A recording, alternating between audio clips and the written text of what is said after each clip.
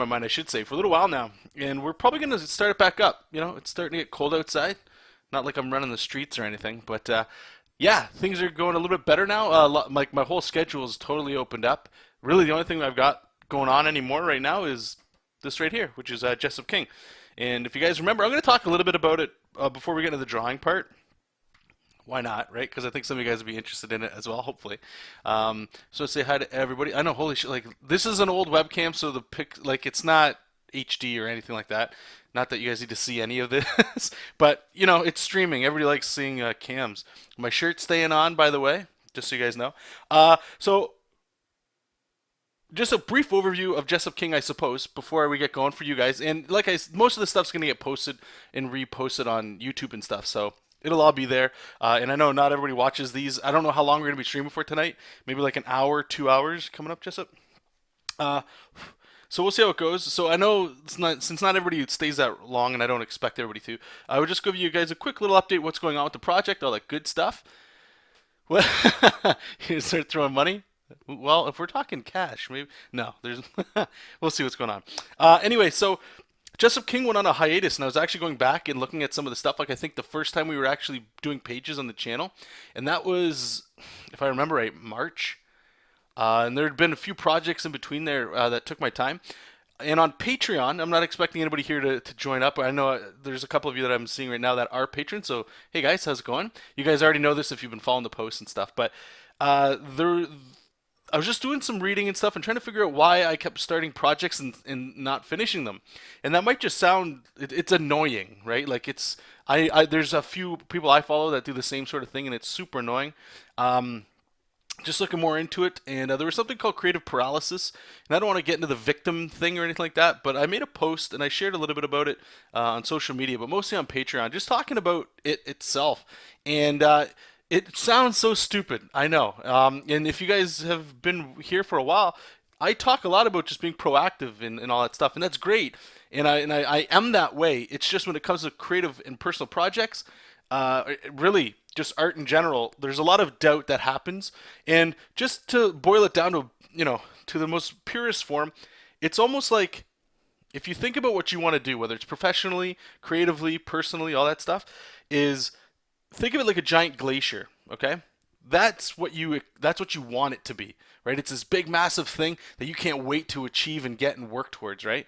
But the problem is, at least people like myself, is I look at all that, but really, it's still water. It hasn't even frozen and turned into this big thing that's going to take time and work, right? So I can see all these things, but what happens is it cripples in and of itself, and it destroys it before it even gets anywhere. I'm putting too much weight on something that doesn't need it. And that's simple stuff, right? But for whatever reason in my head, in my brain, and all that good stuff, is it never really triggers. So what I've been actively doing, at least this last month and a half, is I've just conceded and given up to the point of just saying, I'm just doing this. Keep it going. The aspirations I have for it.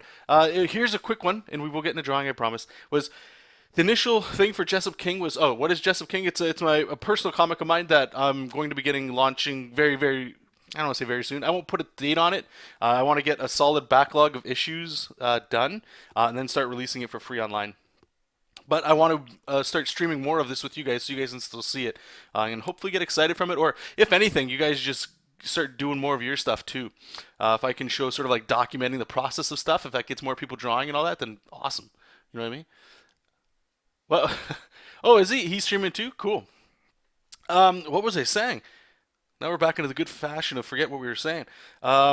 Oh, right. So Jesop King originally was just going to be a way for me to send editors emails every month of here's some new content, new pages, and hopefully get like a full-time comic gig, right?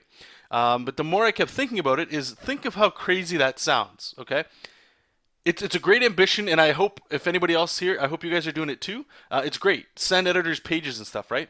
But if the intent is just to send to editors to hope that they like it to get you work, big picture stuff that's super scary because I don't know what they want. We all know nobody knows what they want. We have an idea of what they want, but every editor is different, and you never know what somebody wants at the time and what options are available and crap, right? So putting that much weight on my personal project was just like, this is stupid. You know, I was actually going back to like, let's just do 5-page pitches of Spider-Man swinging through New York and send that stuff out. But then I wasn't happy. I wasn't, you know, I kept thinking, but what about this kind of stuff? What about like when I go to work and then I come home and I'm doing work to get work? Just do this for now. And it's funny, back in March we were talking about this, and I was in the exact same headspace as I am right now, which is odd, right? So anyway, let's get going here. So what's Jesop King now? Now it's you know, we're starting right back at page 1. It looks very similar, okay? And I'll quickly talk about the process here. But what we're going to be doing tonight is, you guys know I like to work in batches, right? And if you guys have any questions, please jam them in the chat. I'll always answer them as best I can. So I'm working in batches to get these done. Right now it's about 4-page batches. So that means I've currently got all the thumbnails done for issue 1. I can quickly show you guys what that looks like. Actually, you guys let me know in the chat if you guys want to see the whole process of like how this is starting to go, how like organic it is, how loose. The script is super loose. There's no script. It's as we go. But just let me know and I can quickly run through that of the scripting, or the plot, I should say, before we get into the actual art. So in thumbnails here, I'll just pop this open here so you guys can kind of see.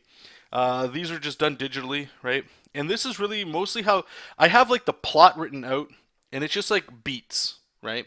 And if you don't know what those are, again, we can show you. If not, there's other videos on the channel. Just let me know. And what I do is I just start thumbnailing them out as I see it in my head, you know? And there's nothing too crazy on here. There's a lot of like talking going on. The action will come up and eventually will happen and all that cool stuff. But as you can see, like here on the first page here, check this out, and I'll show you what we're doing. This is how I've been writing. Really, is I just put little speech bubbles. There's no script. I know what's supposed to happen in the plot, that they land and they're looking for fuel, right? Just like in the very original Jesop King comic that started and then fizzled, right? So we got them looking for fuel, and you can see what I'm doing here.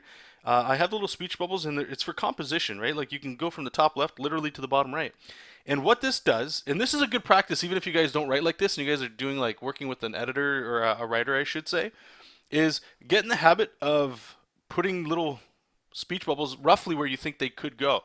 It's up to the letterer to put them where they'll inevitably go, but it's good to help, because what it does is, if I'm not saying it kills space where I have to draw, like I don't have to draw anything behind here, but it gives me an idea and a floor plan of where I should put my attention and focus, right?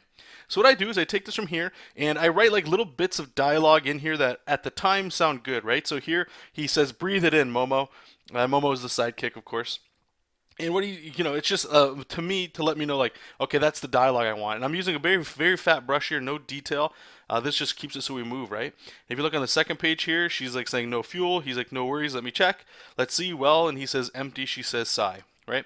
But if we go back to this first page and we just look at this, once I have this, the next step I do is I just blow it up on my template here that I have for the Jesop King pages. And we can put the text all up.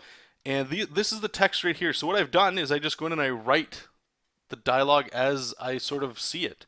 And what this does is it keeps the energy high and flowing, and a little sporadic. It's a little scary because, you know, working with a script means it's final.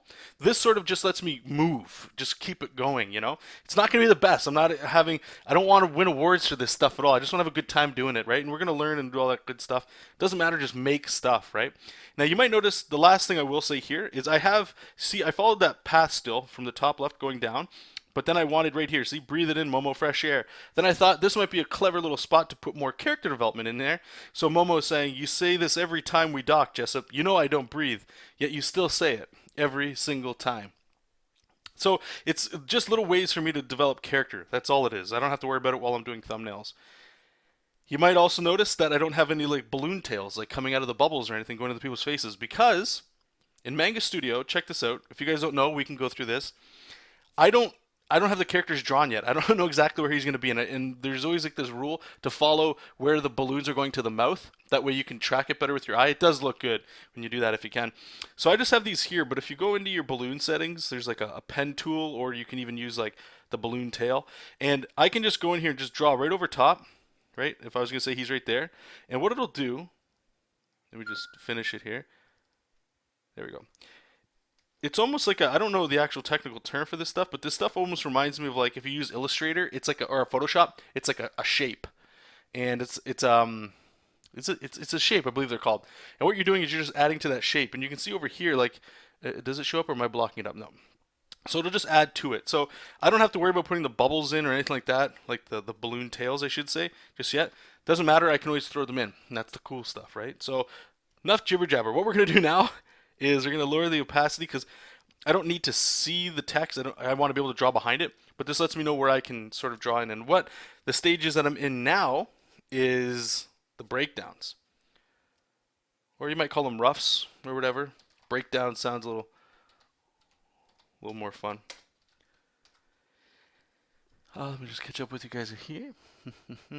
uh, yeah, I guess you know what I believe this is similar to the Marvel method. It's been a while since I read it. I believe the Marvel method was sort of it's in the same vein. It's probably very close to what I'm doing, where it's you get like a paragraph or two of the actual story script, and then you would just it's up to you to fill 22 pages. Then it would go back to the letterer or the writer, and they would start filling in the balloons, right? It's very organic. It does feel fresh every time you're kind of doing it. But yeah, it's for me it helps because one of the things I kept getting stuck on was the script stage, and I'm not a writer. I'm not. I like to think of myself as a storyteller, but I mostly do it through pictures. But comics you need both. Maybe not always, but I think that the comic book has text and pictures, right? So to get better at writing, like I've been drawing for how long, right? A very long time. I can't expect to be like the writing is going to match the art in my head, whatever that means, right? So the only way to do it is just to keep making it. So once I realized that and just was honest with myself, and the ambitions came way down, and it was just like, just make pages, man. Just have fun.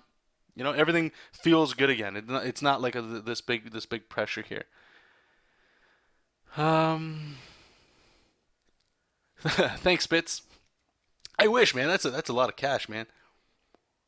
That's what 246 48. That's 120 bucks an hour. Damn, that'd be sick. My editor told me off for drawing in text boxes. Really?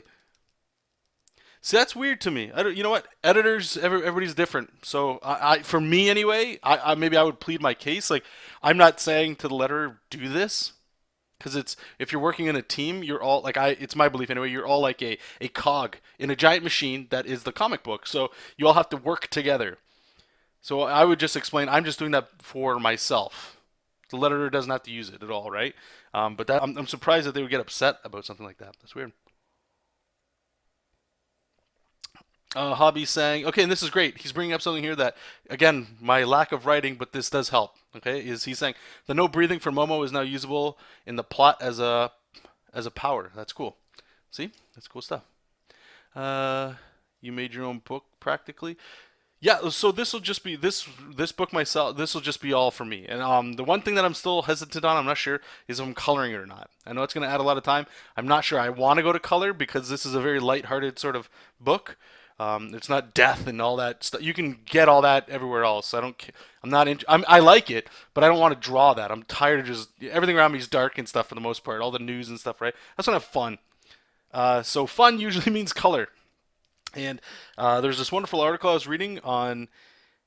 I gotta get in the habit of drawing while we're talking. I just haven't had a stream with you guys in a while. I just want to just talk with all you guys here. Uh, I was reading an article and they were talking about if you should use color or black and white. And I love black and white. But then they made the argument, and I couldn't argue it, which is, yeah, it's like you have to pick whichever one's going to help the comic, whichever is going to make more sense. If it's horror, or like noir and scary and stuff, heavy shadows and black and white, that works really well. Absolutely. I couldn't necessarily see like He-Man or Power Rangers in black and white. Not that it can't be done, but I just don't. I don't know. It just feels better if it was in color. And thinking like that, it's like okay, time is an issue for sure. We all have to figure out how we're going to, squeeze in more time to get stuff done. But at the same time, it's all got to service what you're doing, right? Like if you're going to spend all the time drawing and all the time writing and trying to get a better script and stuff, and then you're gonna kind of crap it out on like color. It's sort of like bad lettering, and I don't know if my lettering's good or not. I'm trying to improve on it, and the word balloon placements and stuff like that. But if you guys have ever read comics and somebody that's using like Times New Roman and it's just like a very plain circle, and then the artwork is like better than that or something, sometimes it's a little disjointed, I find. So anyway, just trying to think of that stuff here. Yeah, well, Wednesdays, like I said, I'm hoping maybe we can get back into it for sure. Inkbot is saying I might be getting an IT gig that gives me some more spending cash each month. If so, Cintiq. And there's the new Cintiqs coming in November. Oh, awesome, man! Good job. Did you guys see that the Microsoft Surface thing, Studio or something that was going around earlier this week? That looks like pretty incredible. Spitz fan, are you gonna print it out at the printer or make it a book? So what's interesting about Jesop King, what I'm in my mind, all it's going to be is web only. Internet only. I'll say that. Okay. So phones, tablets, computers. There's a bunch of reasons for that. The main reason is I have to always think about what is the reason why I'm even making the comic book.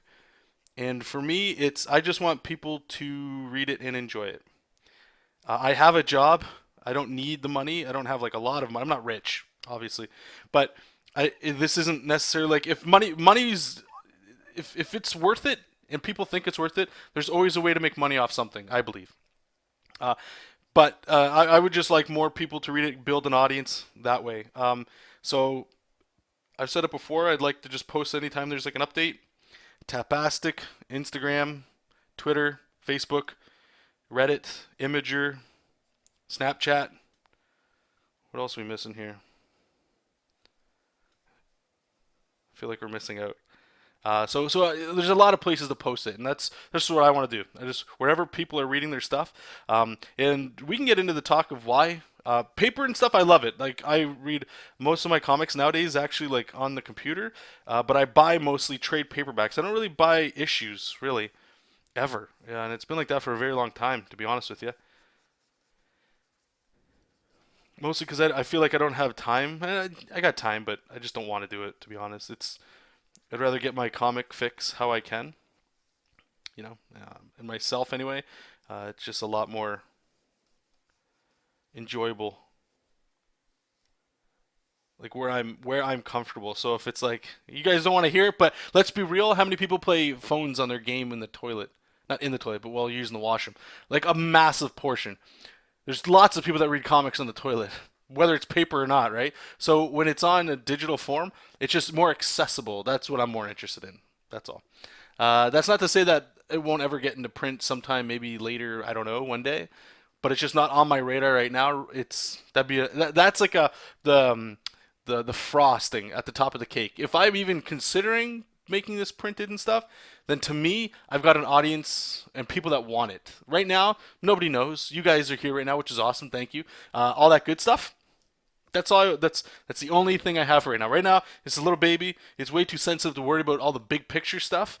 So I want to make the baby grow. So I need to just nourish it and put time into it to develop it. This is like the lamest way I could talk about it. If you guys see me down here, I'm just petting Jessup. He's on the chair just sleeping, so I'm not doing funny bit of business down here. See you later, hobby. Spitz. Are you gonna make the book called Jonathan? It sounds very exciting. Channels. Oh, thanks, man. No, this one's called Jessup King. That's the name of this book. Inkbot's talking about the Surface there. I saw it, immediately thought, what if the computer part breaks? Is it still usable as a pen-enabled screen? Yeah, that's a good question. Not sure. Hey, John, would it be okay if I post a survey in here? I do not want to post. No, absolutely. Go ahead. Post away. Subscribe, typical gamer. He's my second favorite. Oh, thank you. Appreciate that, Spitz. Hey, Marco. How's it going, buddy? All right, so let's get back into what we're doing here. So, since this is the breakdown slash rough, this stage here is meant to get us to the line art, the tight line art. Um, Let me just save this up. I always feel like I always have to show you guys this too. Not like of course I gotta show you guys, not in a bad way. I mean it more of like I want to get everybody up to speed so you can kind of understand the workflow as opposed to me just saying stuff and then you having to go watch videos and stuff. So here, I'm just going to go into Patreon stuff. Nope, wrong ones, or bus sketch.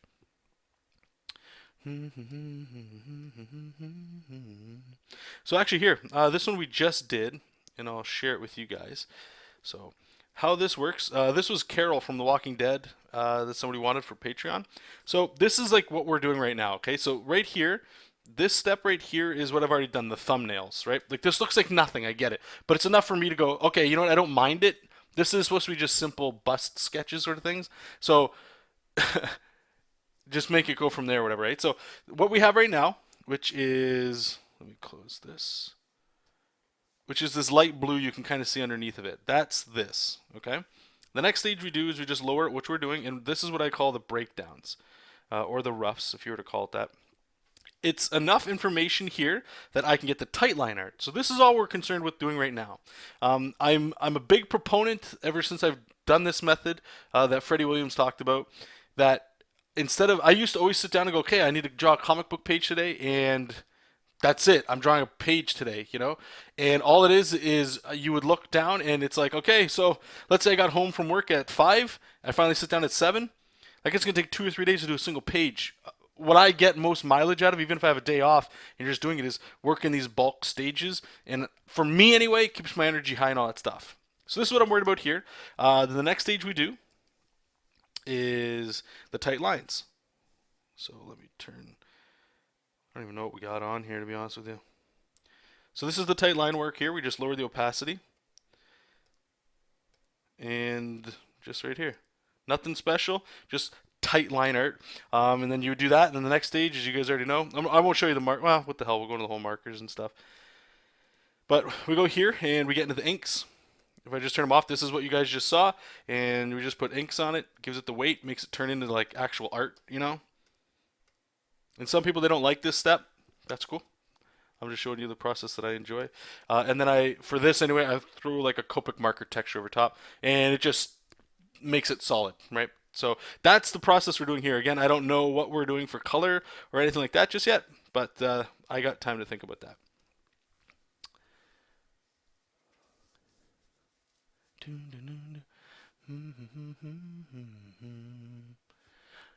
No, I didn't go out for Halloween, so I didn't dress up. Chaz, I like reading comics, not collecting comics for value, so digital comics works. No, you're Chaz, you're actually a large growing demographic of people that I've talked to and seen anyway. That more people, more and more and more people are just going digital with everything. So there's still some of us that are, you know, like I work at a computer all the time, so this makes sense to me. But there's lots of folks that they're drawing on that thing right there, day after day after day, or a kitchen table of 11 by 17 Bristol on pencil with, then they get to the inker and all that stuff, and they love pen or paper. But a lot of people are just moving digital, and it makes sense. It's convenient. That's where the attention is, right? Gary Vaynerchuk, you guys heard me talk about him all the time. He said one thing that just it clicked with me. This right here, a cell phone, it's the new television. This thing has so much of our attention. Whether you might not be one of those people, but the vast majority of people that have cell phones, and there's a lot of them, this is it. This is what keeps your attention. It's always on you. It's always near you. So many people would rather lose their wallet, their credit cards, their debit cards, all that stuff. But if they lost their phone, you know, like everything's in it. That whatever. So it just makes sense that I believe anyway. You'll see more people going towards digital comics. Not to replace paper. I don't think it should. They should work living together and stuff.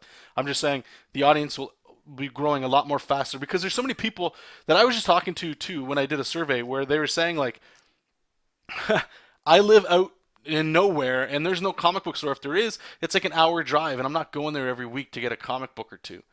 So they digital is all they have. So that's how they get it, right? So you want to make sure that you're able to hit those things. Man, screw my phone. I've been waiting for Jesop for years. Yes, you have, man. I apologize for that. So far everything's good. We're still moving forward with this stuff. I promise. See, this is the thing. This is the part that bites me in the ass and makes me feel like garbage, to be absolutely honest with you, is That creative paralysis I talked about, again, not to try to use that as like a crutch or anything, but it's left such a sour taste in like your guys' mouth, my mouth as well, where it's like if I have an idea, it's like nobody cares because who knows what's going to happen, and I want to change that. I don't like that. That doesn't make me feel good at all, right? So that's why I don't really have any lofty aspirations for this book. I just want to make it because I enjoy it and just put it out there, right? And that sounds like, of course, right? Like, duh, why wouldn't you do that? See, okay, Hobby's got an interesting reason. um, yeah, yeah, you're right, Inkbot. That is gonna be super expensive, eh? Marco is saying, yeah, I also read comics online. Maybe you would collect some, but the problem is that you can't find it in every country. There's that one. Yep. Okay, so what I'm doing here, because this might not make sense, if I turn this off, it probably looks a lot better. Okay, so the blue's gone. This is just I'm trying to design. If you guys remember even the first pass of Jesop King, the backgrounds for this first one anyway, I'm not necessarily going. There's a part in it where you get to see like a town and a village. But backgrounds aren't fun. I don't like drawing backgrounds. They help. Obviously, if you look at this, this is helping, right? Like everything's clawing in. There's some danger here. But what they're talking about, all the words that are being said here, they're nice and fun and happy kind of things. But the environment is like, claws. And the reason why I want to do that is I want to still plant that seed in your guys' head or the reader's head that when they see it, it's still unsettling. It's not a nice forest with bunnies running around right away, right? So there's the sense that something is going to happen, or it's not a totally perfect world, and there's some dark or some scary or violent things that could be here. So that's why I wanted to have these sort of things here. And I know last time we had like some planets or something here. How does this look? And I've got a second window here, so if you guys see me looking off, that's why. Maybe we can. I don't know if I like this over here. We'll see. We'll see how it goes. Because the reason I want to put this, it's an establishing shot, so I get to show all this, show the ship. They're going to be coming out. You got the main characters in the first page. Everybody's saying their names, all that good stuff. But the reason I wanted to put like the planets or something in the background is because then you know right away this isn't Earth, or it's not a place you're familiar with, that kind of thing. Van saying, no man, I get the paralysis thing. I've been stagnant on my webcomics for months now. I am absolutely sorry to hear that. From the bottom of my heart, you've got my sympathy. It's weird talking about it. It always makes it sound like we're in some like you know creative anonymous club where it's like, hi, my name's Steve, and I can't make projects. Like what? It's so weird. Let me just quickly see here. I know this is a little off topic, but I do think it's relevant. I do think there's people that have when I say that have creative paralysis, that makes it sound again like you have a condition, and I'm not sure if it's that far with it. I just think there's more like self doubt in ourselves as opposed to anything else. I just want to see if I can find this image.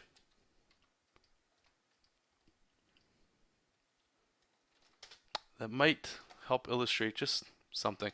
And it might help you guys out. That's why I wanted to show you guys this, if I can find it anyway.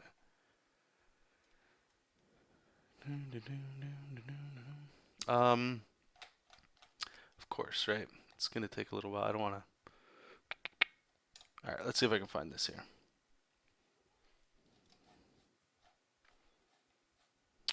No. Okay, so I'll try to describe it to you guys, okay? So essentially what it was is this person compared creative paralysis anyway to like a child in birth. That's why I sort of talked about it before, which is like conception, right? Is like when the sperm penetrates the egg. We're not going to get into this whole thing, but anyway, think of it like this, okay? So at that moment, that's your idea. That there is it's the spark, it's the thing that starts everything going, and it's amazing. Everything about it is just like, okay, this is great. Like things are changing, everything's gonna be awesome, and this is gonna be great. Now, birth, right? Or no, sorry, not birth. The next stage would be I forget the word they use. Maybe you guys can help me out. Basically, the baby's growing inside of the woman, right? Now, what you want to do is you want to have nutrition and just all the good things. You want to prepare everything outside. You want to have the clothes, like the baby's room, all the diapers stacked up to here, all set, all ready to go. So when it shows up, you're great. And then once it's born, then it's like, okay, now it's born. It can walk. It can eventually start walking on its own 2 feet, and now you can help out in ways it needs it to get better. Now, if you think, I know this is weird. Just hang on for a second. If you were to think about that exactly in the same way as a creative project for yourself, for those of us like myself that have this wishy-washiness all the time, if you think about it yourself that way, it sort of like streamlines your thoughts. You're always going to have that ambition of like, but I want this to be like in print, and I want to send editors, and I want to make money off of it, or I want to do all this stuff. I want this to be the thing that gets me out of my job, whatever, right? It's still an idea. It can't hold all of that up. It just can't. And because of that, we start doubting it. We start going like, but if it's going to go to editors, maybe I should really sit down and figure this plot out, because if I don't, they're going to see this and they're going to be like, or, like I can't draw this face, but I have to draw it, or I have to put an old person here so that when I send to editors, they can say I can draw old people. It's way too much crap for a personal project, in my opinion. And just thinking like that has helped me just go, you know what, don't even worry about it. Just keep, it's not, this is nothing right now. Until it's published online, this is still a baby. This is still an idea of something. So, again, I don't know if that helps you guys at all, but I just, if it does, I hope so.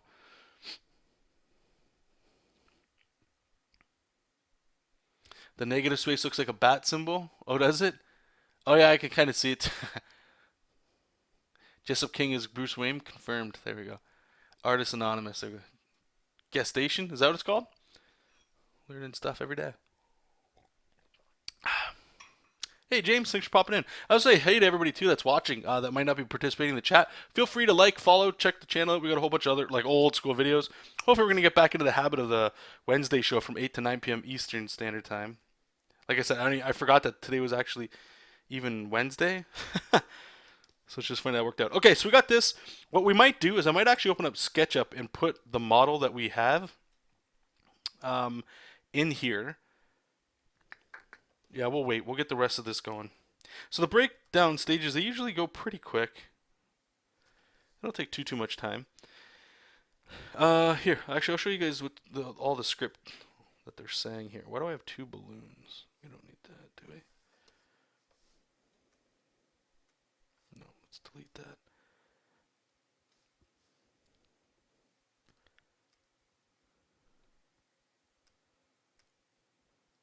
What's in this one? Nothing.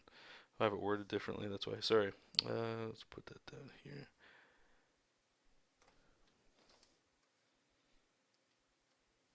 Okay. So you guys can see what the hell the story is here. Okay, so just to give you really quickly here, so you guys are all on the same page as me. The ship is arriving on the planet. That's it. Okay, it's a simple page. So we got another great landing. You're getting really good at this. Easy now. We don't want to scratch the wings. We've been cooped up in there for a while. It's going to feel good to get out here and stretch. Breathe it in, Momo. Fresh air. So that's Jesop that's been talking the whole time. And then what we said earlier. You say this every time we dock, Jesop. You know I don't breathe, yet you still say it every single time. Okay? So now that I know that, this right here is her landing, and, make sure you don't scratch the wings. Just jokey kind of stuff. So here, they're going to be coming out of, I know I didn't ever have this designed, of stairs coming out of the actual ship. So you can see I've got the speech bubble there. Let me actually lower the opacity again so I can still draw through it. But this is going to help with our composition here, right? So, and this is why I'm like, I'm probably going to want to have the model in here.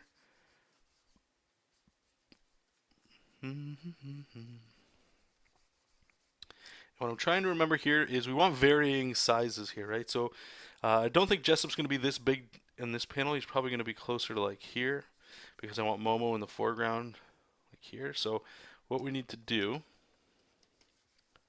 is, again, we can kind of put some rocks or whatever. And this is why the model is going to help, because I know exactly what's going to fit in this space. And this is just cheesy stuff, This isn't anything like, oh wow, this is so tech.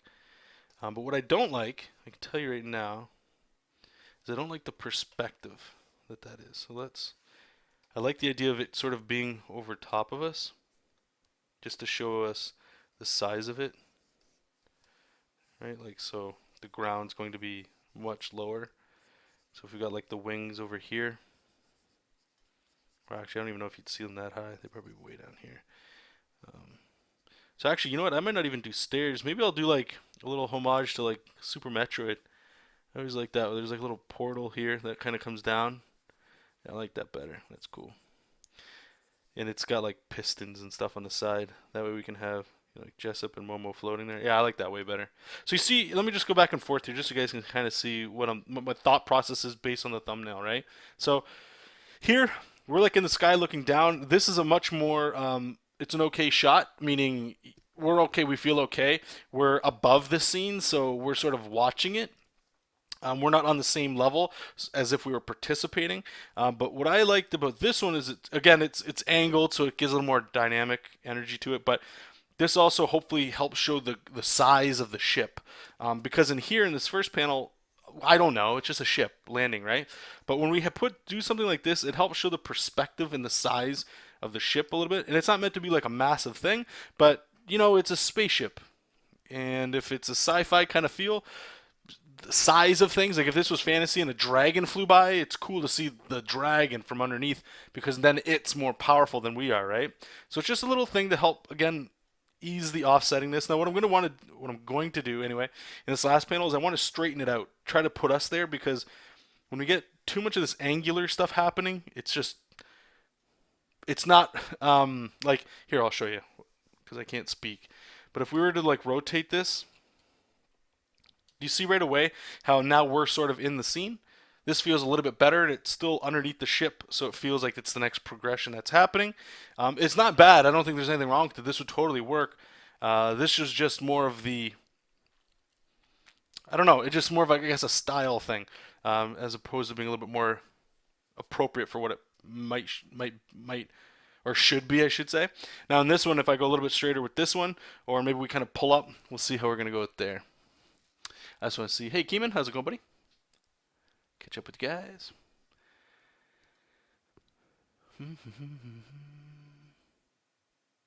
Well, thanks, Spitz. I appreciate that.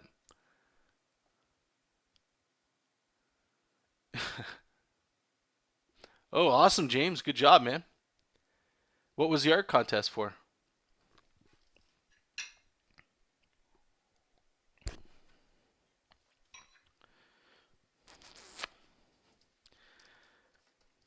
And we'll do another pass over top of this because, like I said, the next stage from here is line art, and I can't, I'm not going to be able to draw Jessup over that. That's just like scribbles. But this, I try to treat this stuff too, I should say, is kind of like with writing, or it was something I read with writing anyway, which was you just sort of like brain dump, just write it, and then you can go back and edit it. Same thing with art. Just get the idea out there instead of just staring at the blank page. Some people, they just like to scribble on there, figure things out. That's cool too. Get your mind kind of in the right space for this kind of thing.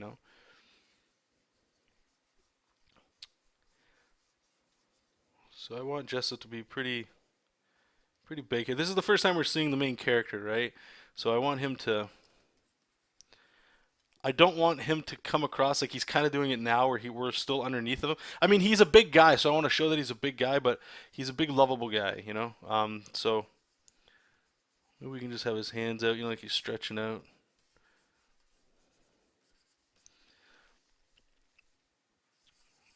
But I don't want to squish Momo down here.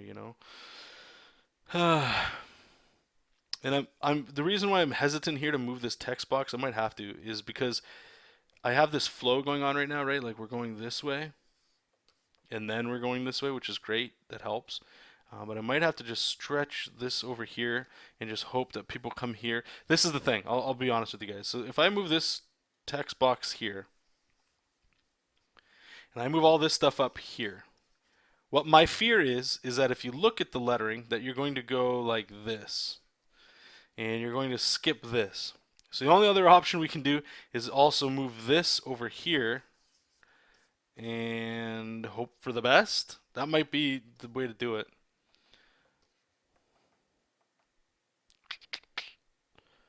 Comic problems, guys. Comic problems. So imagine you're a letterer, right? And somebody gives you this page and you didn't take the time to figure out where the speech bubbles could go, and you're not even leaving room for it. Like, talk about a nightmare trying to make this stuff work. So props to you letterers out there.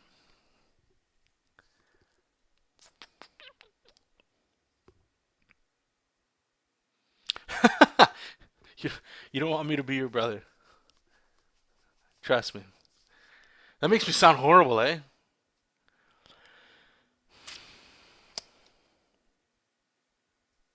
Oh, sweet, man. Awesome. Good job, James. Proud of you, man.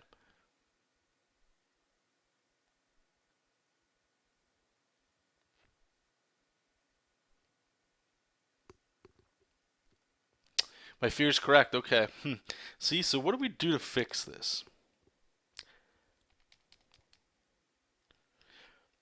Well, maybe we could have the text bubble here where he's saying breathe in the fresh air, and then we can bring this up. I think we're just gonna have to do that, like this right here. All my fellow comic bookers out there, if you're doing comics at all, you might not ever have to worry about this too much, where the words are gonna go, because we're so concerned with the art.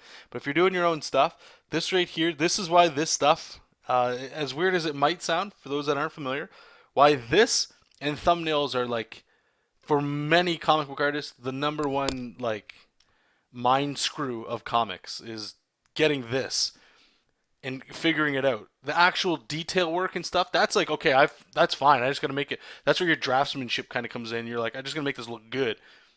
This right here is like the skeleton where all that meat is gonna hang off of. And let me zoom out here. Let me just take a look here.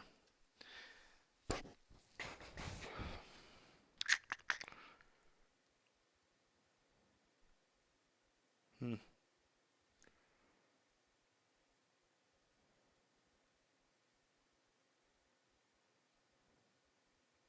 Well, let's try it. Let's see what happens here. So you can just grab this object thing. We're gonna move this. Oh, it didn't take that with it. What the hell?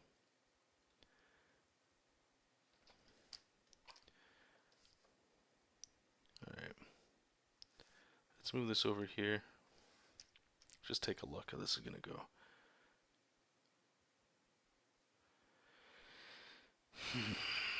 So bring this here.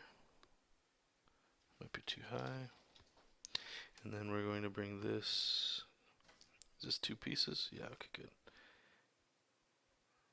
And we'll bring. Oh, of course not. Right. It's not. Come on. It's not connected. So if I bring. Whoops.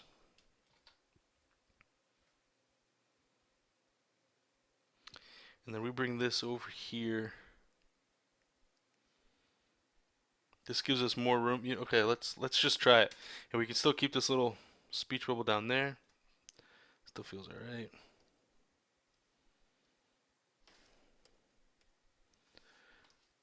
So maybe what we got to do with Jesop here is we just get rid of this hand, this arm. And what other stretches can we do? Maybe he can do like a cross body thing. Maybe he can. What would you do? How would the cross body thing work? This arm's coming this way. But I don't want to cover up his body.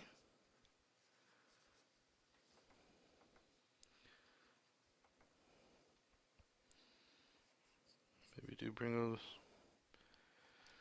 Or maybe we can just bring his arms out still. Just don't want it to get covered by the speech balloons. Here, let's try this. Let's put a little angle on it.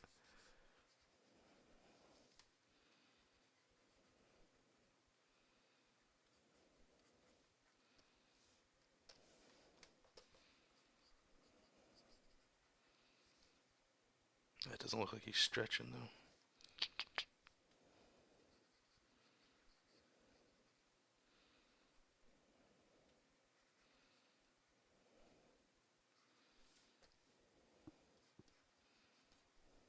Hmm.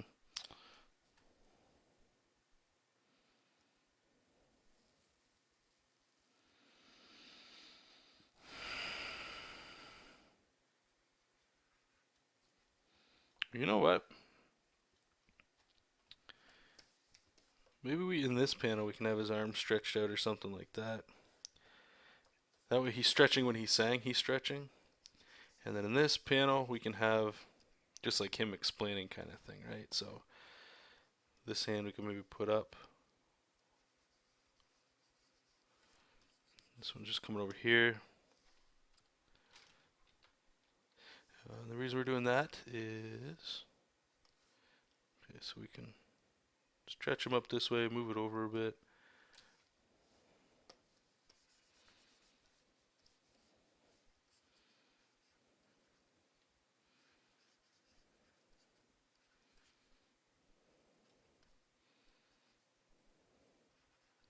So his arm's not so close to the side. We'll figure out the perspective in a second there. Or have the small text box between the two panels. There's that too, yeah. See, those are I like that you bring that up because those are things that I'm going to learn going forward how this sort of thing works with this stuff. And on the news, been noticing I've been doing some pixel badges for Twitch streamer. Oh, awesome! How's that? Is that going good? You having fun with that? Move the guy in the bottom panel to the left and let his arm break the panel. We got breaking panels we can do. Yeah. Why is he breaking the panel? Meanie? Yeah. Try not to tell me the true funny story because you're made out of laughter. The it. I'm not. Trust me. I appreciate all the flattery here. Okay, so I'm just going to address some of the points that you guys are bringing up because there's nothing wrong with this. Is again comics. You're going to get a script, give it to 10 artists, you're going to get 10 different comics. The breaking thing, I do like that because I love that style. I don't want to do that just yet because there's no action. There's no reason for it. If this was a superhero comic, maybe I would because. That's the only hesitation I have now. I want to save that sort of stuff for when the action hits because, in my opinion, it's more of an impact when all of a sudden things change. It's like, what do they say? If you listen to a song, or no, if you watch an action movie that's like 100% from start to finish action, then it's not action anymore because the whole thing's action. It loses its punch.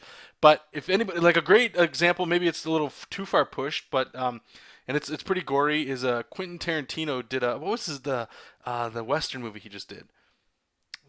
Is it The Hateful Eight? Is that it? There's a couple that came out, but anyway, in that movie, long story short, hopefully I'm not spoiling it for a lot of you guys, but there's it's all talking, like almost no action at all. But when the action hits, it's almost like a whole different movie, and it had, to me anyway, it had like impact it was beautiful. Not the gore, but like that kind of punch is cool. So I always like to try to keep that in the back of my mind if I can. But adding that speech bubble in between the two, that you know what, I really don't mind that. Maybe let's try it, or maybe I don't. See, I'm trying to condense everything all into the same panels, right? Like actually, even this text panel doesn't make much sense where it is either, right? Like this should be probably just put up here. There's no reason for it just to be in the middle of a panel like that. What if it was over here? How does that look? I actually like it like that because now we're getting a nice curve. You're getting that curve in there. So let's see if we can move this. Let's see how it looks up here. Okay, why is it? Oh, right. I know. Okay, let me just move this here so you can kind of see it. You guys let me know what you think. What do you guys think of this? And be absolutely critical. Nobody's hating on anybody. Do you like the text going in between the boxes like that? Or do you guys like it option B where it's in the box? Or in the panel? A or B?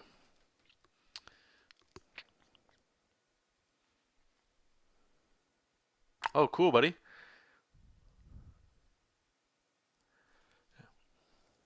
Yeah, Twitch is like huge, eh? Like it's been huge for a while.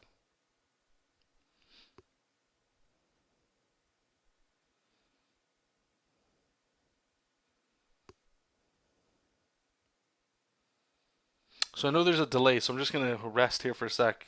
You guys just jam in the chat. One more time. A for the speech bubble to be like in between like this, or B where it's in the panel like this. I mean, I could go either way, to be honest. I'm leaning towards B myself, just because I can fit it in here. Putting it in between is when things are tight, and they're not necessarily that tight anymore. I think moving the second panel's dialogue up actually helped solve that. There's still that rhythm to it, but again, and it's still the same scene, so it's not like it's a broken scene. So if that pan or if that balloon was in between the two, it's still cool. It could actually be in the same. It could be in panel two for sure. You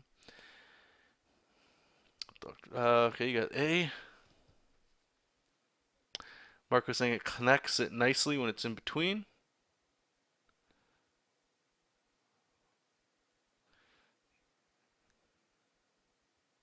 The connecting bubbles on, yeah. A. I think if you have it in between the panels, move the larger text box over to the left. Okay. Looks a bit better to me when it's in the middle, but the bubble could be a lot bigger, I feel, just to make it pop between the panel borders. Okay, so it looks like pretty much the vocal people are all saying A, so everybody's saying right here. Maybe we can put it over here a bit. Okay, so I'm gonna go with you guys.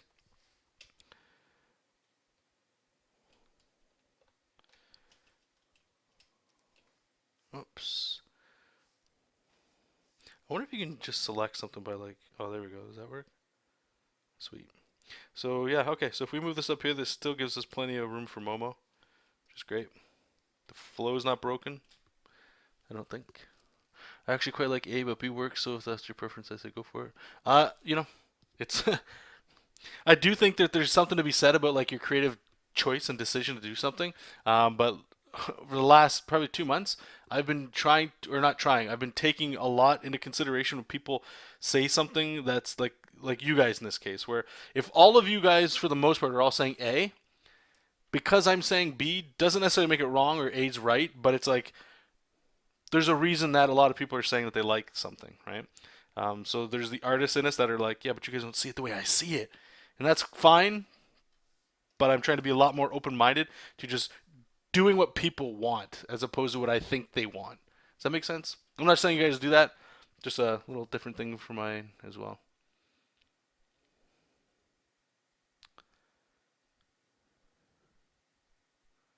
So here we go. What do you guys think of this? How's this? How's this? How does this rub you? I know it's a little different. Let me just zoom out a little bit like this so you guys kind of see it all in context. There's still going to be a character down here. What I do like is that this has given me the room to put Momo in the front, which is great. Uh, I get to show both the characters in like a nice, like this is the main character showing up, right? So it helps in that regard because it definitely makes it a lot more punchy. The characters are, we can see them. Uh, I do actually really dig that. So let's see what you guys are saying.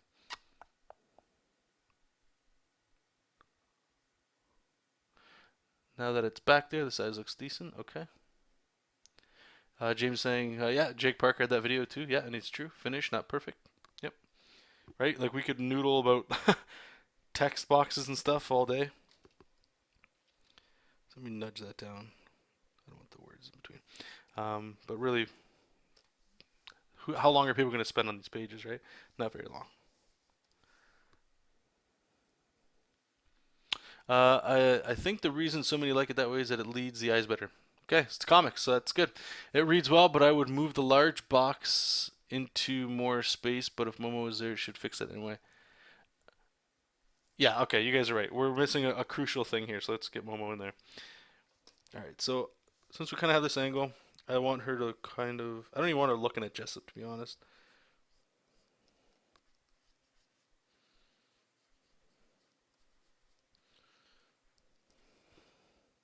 I want to look annoyed. That kind of looks like she's sad.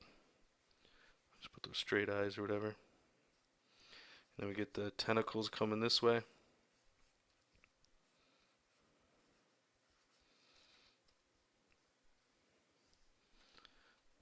me just get my wand.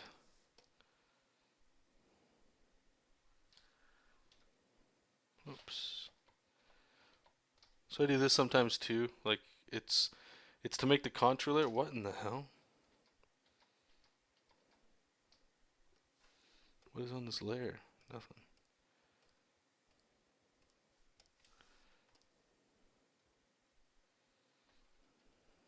Oh, I see. Okay. Anyway, the reason I do this is because I can move it around a little bit more. Again, nothing here is final, but can definitely help with your composition. Know why?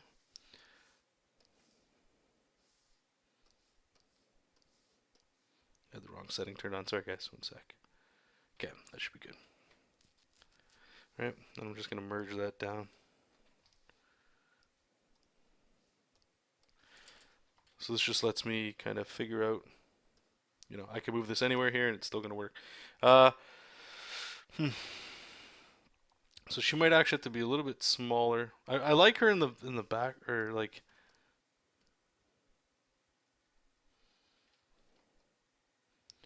maybe Jesop's got to come here.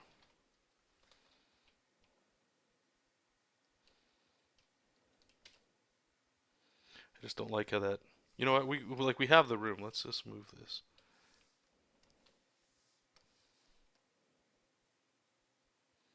Like if one thing's popping, we may as well. I can actually trim the top there, so it's in the thing. In the thing. I'm just like saying stuff now. Let's move this over here. So I want to make sure it's got some room here. I don't want to. I don't know. It feels kind of tight. What do you guys think here? Yeah, she's like an octopus squid thing. I don't even know what she is, to be honest with you. She kind of looks like I didn't even know. I just got into Dragon Quest, so don't hurt me too much. She actually looks like, I think it's like called a heel. Let me just see, a heel slime. She looks very similar to this. Like in a lot of ways. The head shape, to me, what it was the head shape was supposed to be like a Teenage Mutant Ninja Turtle. Um, and the squid thing, I like that look. It was cool, right? But the more I look at this, the only real thing that's different, and I know I'm going to get called out on this if this comic goes anywhere past anything. I have changed a little bit of the design on the face, so hopefully it looks different. Like there's a pattern I've added to it. I can see if I have it and I can show you guys, but that's basically what she looks like. Let me see if I can pull that up here. I don't know if I actually have anything on here. Let's see.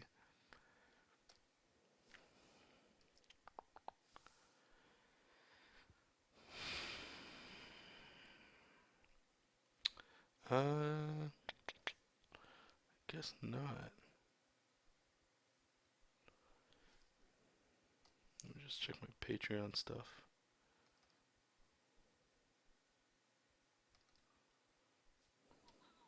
No. Okay. So I'll just do a quick one here, just so you guys can see. So she looks pretty much like this now, because I wanted to change up the way she looks, right? Like, so just imagine she's got like a turtle head or whatever.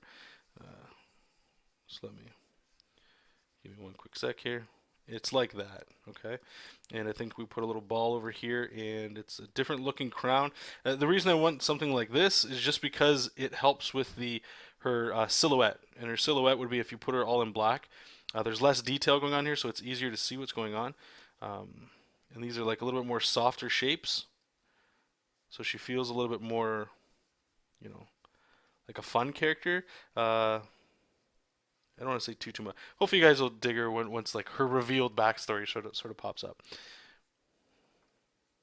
Right, and then she's got like obviously the big female kind of cartoony style eyes. So it's a lot simpler to this with the buck or like the gap in the teeth, right? So her teeth look like that. Still debating, probably just gonna maybe put some. They look like freckles, but it could be part of this pattern that's around her, and then just like tentacles. I think the front ones, I'm putting a little bit of like hands on them or something, like gloves, and then the black ones they don't. Or I'm changing up something to do with these ones here. And she's a magic user, so she uses magic and stuff. But anyway, what do you guys think? Composition here.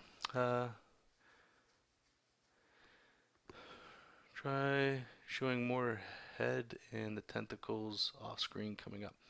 Okay, so I just want to address that why, and it's scribble, so I understand. The reason why I wanted to put them behind is, in my mind, what I want them to do is to look like they're trailing behind her, because that's how it shows her moving, I want her to look like she's passing him, kind of like, imagine you're watching this as a show, and he's like, "Come on out and stretch," and she doesn't want to be here or whatever, right? And they would just walk past and they would shoot like a little like smart ass remark kind of thing. That's the idea that I'm trying to go for here. The background can fill up the space. Yep. A is easier to read. Okay. that a squid or octopus or jellyfish? I don't know. I don't even know yet. We'll figure it out. I saw X-wing. Yeah, I definitely have an X-wing in my files. Yeah, looks like a Super Mario character. Jesop, he definitely does look like a Super Mario. Or he actually looks like Mario on steroids. Oh, I'll show you guys this. Check this out. You guys might dig this. Do I have it on here? Let me check it out. So for the coloring, um, hmm, I hope I have it on here. Jessup test. Damn it. Damn it. I don't think I saved it. Let me open this up. I posted this on Facebook and stuff. So this is what the coloring I'm thinking is going to look like, okay? There is this really sweet tutorial that was on YouTube of this guy showing you how to do a different bunch of coloring styles. Back in the day, in high school, there was, what was the name of the comic? I think it was Udon, before they got into the whole, like, art book stuff. But they were doing, like, anime Street Fighter comics and stuff, and they'd always have, like, this glow on stuff on their art, and it looks really slick. I forgot all about it. But I'm thinking it'll look something similar to this. It might have a little bit more of a glow. I don't know if this will work. Let's just try it. I'm going to put it over top. And it's really just, I think it's overlay. Yeah, it's something like this. Like, you see how cool, to me this looks so like, it's got some balls to it or something. There's something there. It might be a little too dark. I don't know if I can see. But it has like a, I don't want to say an anime look, but it has like a more animated feel to it, right? To me, it does. To me, anyway, it does. Just trying to go on my tippy toes to see it. But you get like some really cool, like, and it's just really punching up the saturation and stuff. But anyway, this is what I just had it off the top of my head that I didn't show you guys this. I wanted to show it to you. I think we're going to stick with this. I think we're going to stick with this. Yeah, here we go. Right, same page. You have a good path there to your text bottom. Here's your composition path. Blooper is the squid's name. Oh, from Dragon Quest? Is that what you're talking about? I'm running Udon immediately? Okay, cool. It's the contrast, John High Impact. Okay, cool. Alright, so we're all on the same page. We're all liking stuff. I like that. Because there's going to be so many parts in a project where it's just like, ugh, what do I do, right? So it's cool. So, this usually doesn't take this long. It's just because I'm talking to you guys and I'm having a blast doing that. Normally this doesn't take remotely as close as long. The next step we have to do here is just refine this artwork a little bit because, again, remember, I have to go into tight lines after this. So what we're going to do is I'm just going to take the time now to open up SketchUp, and we're going to cheat, if you want to call it that.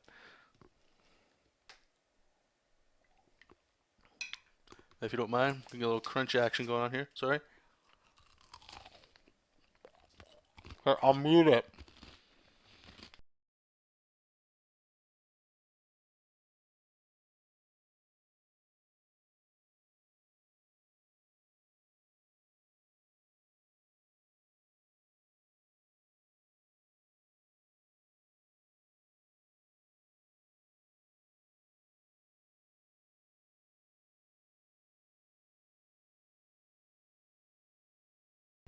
Yeah, sorry about that, guys. A little snacky poo.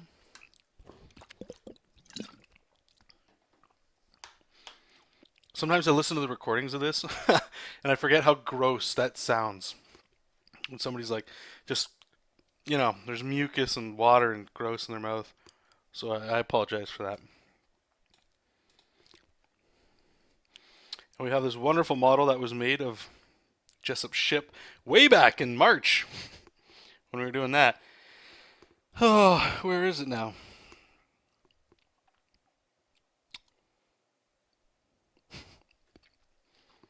Where would I have put that? It has to have been in the webcomic folder. So what were you guys saying there? Hey Kevin, how's it going, buddy? Haven't seen you in a while. I will probably be. I think there's a break. My girlfriend's gonna be calling when she's done work, so there might be like a 10-15 minute break. But I've got tomorrow off, so I might just be. Honestly, guys, like I'm actually like I got like a second, third, fourth wind right now, just because you guys are here. So I don't know. Till midnight, 1 in the morning, 2 in the morning, 5 in the morning. I don't know. We'll see how it goes. Seriously funny mustache? Cool.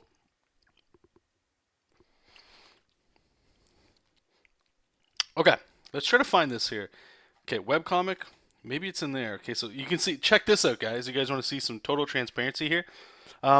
These dates aren't correct, but like version 1, this was like when we were first starting this. And if feel so bad. Like, look at this, man. 2015.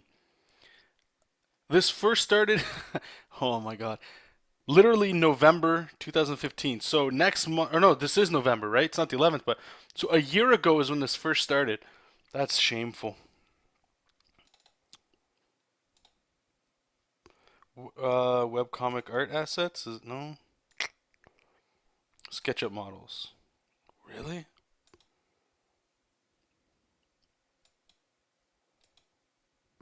Hmm. Sorry, guys. Just give me 1 second here. I have it somewhere. Just trying to think where I would have put it. Like if it's not in here, maybe I have it in my master reference folder. SketchUp and models, maybe. Oh. All right, let's do. I'm gonna do this off screen here. I don't know if you can see it. So his ship was originally called the Sagan 1. I think we're still gonna call it that after Carl Sagan.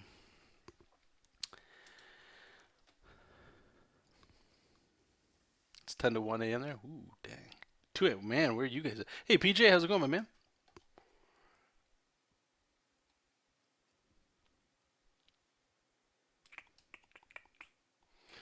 You know what? Let me check my email. I like if I don't have this, I'm gonna be super bummed out. Okay. Which one do we go to? Let's check Hotmail. It's funny once, at least for me, once I've gone down like the dark. Okay, we're blown up. We went down the dark path of Google SketchUp.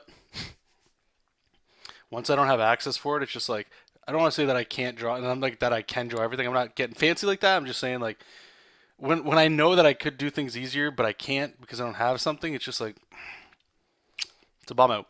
I got something in my teeth. Sorry, guys. All right, let's try just searching for Jesop here, and we're looking for an attachment. Model sheet. No. Oh, have you guys seen this? Hold on.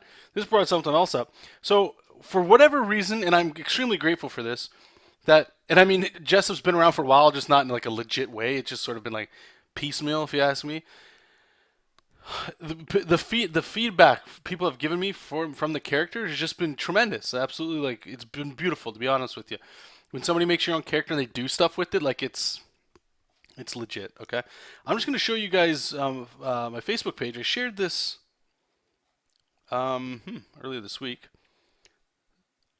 There was a moment, and you want to hear about like creative paralysis and whatever you want to call it, crap, right? That Jesop King was going to be heavily focused around wrestling, and I still have an idea of how I'm going to integrate that into the current one, but that was following sort of how we started the stream, talking about like I was working on the project, but it wasn't the project anymore. I was making it for other people still, trying to blah blah blah. Check this out. So sorry, this is so cool, man. Like to me, okay, so Cedric, I'm gonna butcher his last name. Berberian. I can't see. I can't. I just can't speak. He's working on a 3D model of Jesop King here. Look how cool this looks, man. Like I saw this and I got like warm inside. Like this is crazy to me. Like I can't believe somebody's like taking the time to do something like this. Not for whatever reason, but he just dug the character, and this is what he chose to make a model of for what he wanted to do, and it's just beautiful to see it, man. And like it's stuff like this that I don't know when you have those moments of doubt and stuff, when people are spending the time to do cool stuff like this, it's something else, man. It's unreal, and I know some of you guys you don't have something just yet that sort of like getting people to check out your stuff. And I understand how that makes it more difficult and all that, but just know that there's going to be people out there that, you don't know who's checking your stuff out and who likes your stuff and all that and who you're talking to. And, you get fun stuff like this if your stuff connects with people. And if any idea works, right? But I just want to share this with you guys because this was insane. I don't even care if he finishes it. Just seeing this was like, this is sick. It's my own kind of thing, and it's turning into something that was cool to me anyway. So enough of that. Let's see if I can find. This would have been like a year ago then, wouldn't it?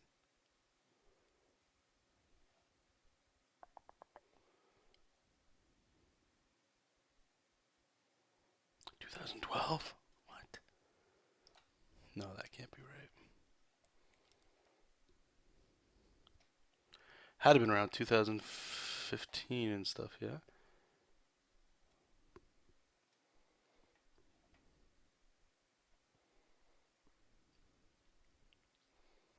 Damn. Sorry to like just a buzzkill right now with this stuff, you guys. What time? I'm in Eastern Standard Time. Right now it's going on 9 p.m. Draw Star Wars ships. Do you draw Pokemon or Star Wars or Mortal Kombat? Uh, at the beginning of my channel, I had a pen drawing that I did of Sub-Zero doing a fatality to Scorpion. Um, there's a Pokemon video I've done for sure, and there was a Star Wars commission we did as well. You just have to go into the trenches of all the past videos here. Simple trick to check multiple folders without opening them is search in your search bar. Put star. Really? In like Chrome? Star. Let's try it. Sagan. Oh, let's see what happens. No, that can't be right. You're talking about in here. Let's try this.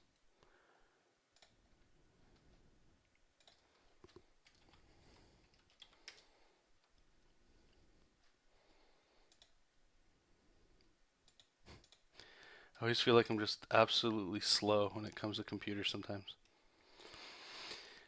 Where does one go to buy your Ninja Turtles Go Get? You know, okay, I apologize. Will has them. I hooked him up or whatever. I gave him the files and he printed them out himself. Uh, I have them literally right here. Can you? I don't know if you guys can see this. I can't see the screen right now. These are from the conventions I just attended about 2 weeks to a month ago. Um, I have all the projects set up for it. I think it's right. This week has been crazy. Next week is when I'm going to start to try to put them online for you guys. I just have to do some research for like shipping costs, packing, and that kind of stuff. And then they'll be good to go. But yeah, thank you for asking about that.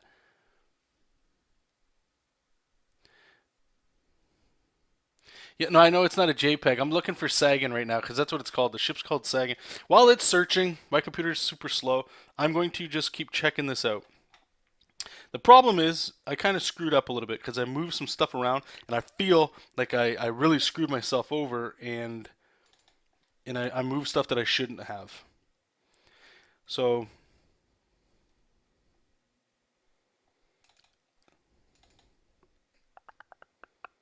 like it's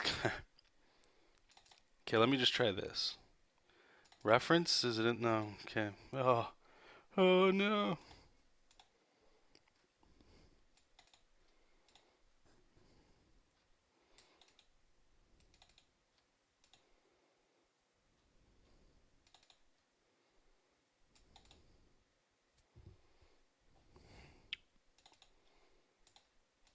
I love when there's all these folders and they're empty.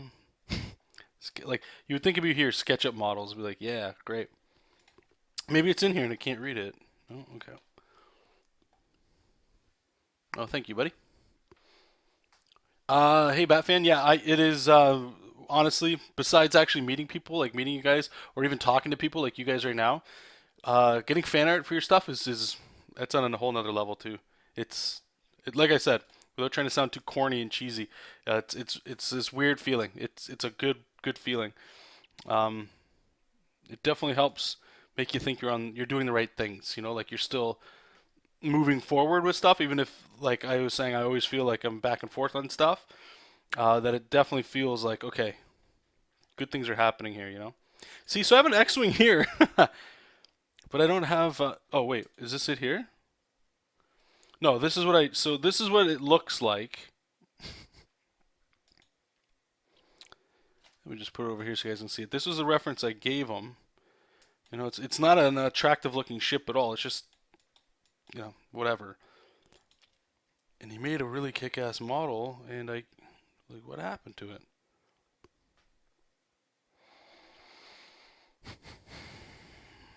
Oh, brother.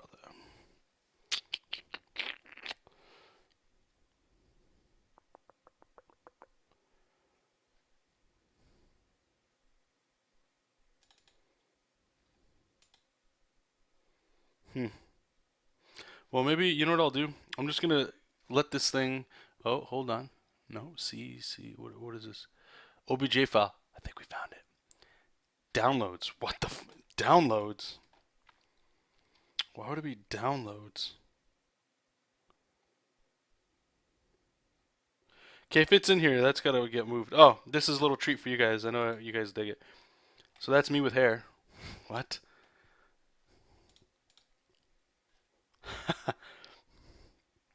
All right, let's see if it's in here somewhere. Let's close that. We don't need that. Don't need that.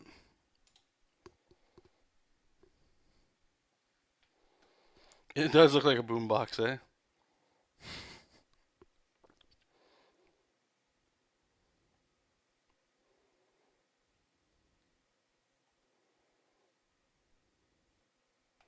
This is weird. Like, it's not. Again, I apologize, you guys. Like, the search thing I have right here. Can you not. What? Okay, here we go. OBJ. Open with. Oh, wait, can't you. Open file location. That's what. Downloads for Jonathan. That's why. It's in a folder. So this must have been. Please. Okay, he sent me two. So one of them was wrong.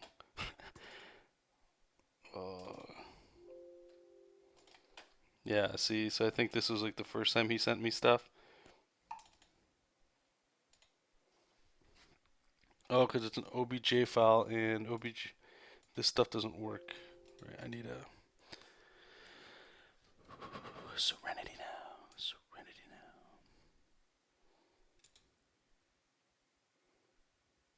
now. Yeah, I was just born bald. Okay, the search bar top right corner of your file. Okay, I just want to show you guys how long this takes to search here. Okay, just so you guys can see. I don't know if this is just because it's a super slow computer.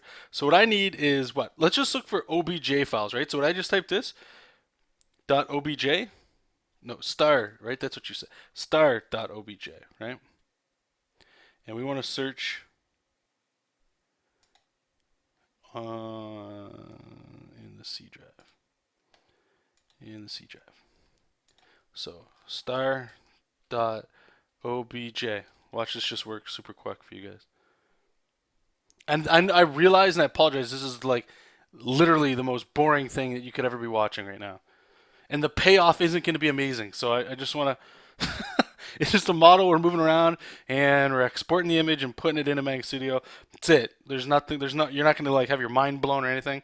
This is just trench work right here, and it's not fun to watch. So thank you for being here and chatting with me, I guess. See, this isn't the right one though. That's not. It's a lie. You're not an OBJ file. Oh wait, it's not. No, what am I doing? Sorry, I'm not looking for an OBJ file. I'm looking for a what? .skp file? Is that right? What the hell's going on? Uh, okay, let me just check here. Hold on. Master reference.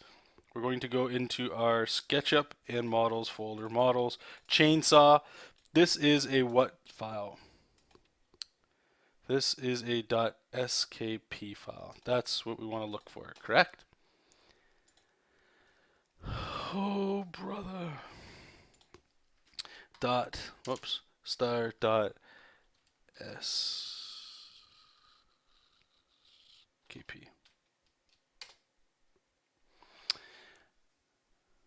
Or a DAE file. Awesome. Okay, Batfan is saying, I remember the video you showed, the 3D model. Look at the video you uploaded. Yeah, no, you know what? You might be right. Maybe that's the next step we do is we have to. Oh my god, my stuff's usually not this hidden. I honestly, I don't know where it would have went. This is wild stuff. Let me like search in another thing over here. Like what? This doesn't make any sense, you guys. Like documents? No, I would have never. Like nothing's ever in my documents. Who put stuff there? Downloads? Like we just looked at that. And there's no reason for it to be here because I would have taken this out and moved it. I wouldn't just leave it here.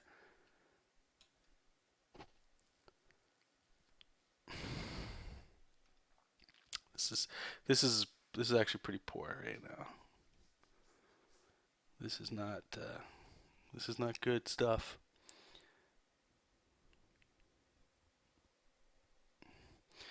Like none of these names look right at all, and it's pulling up where this stuff should be.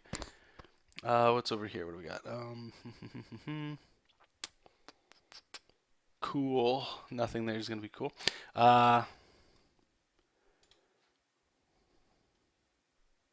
Sorry, guys. I apologize for this crap. Do I have a folder called SketchUp? Am I that smart with this stuff? No, not smart.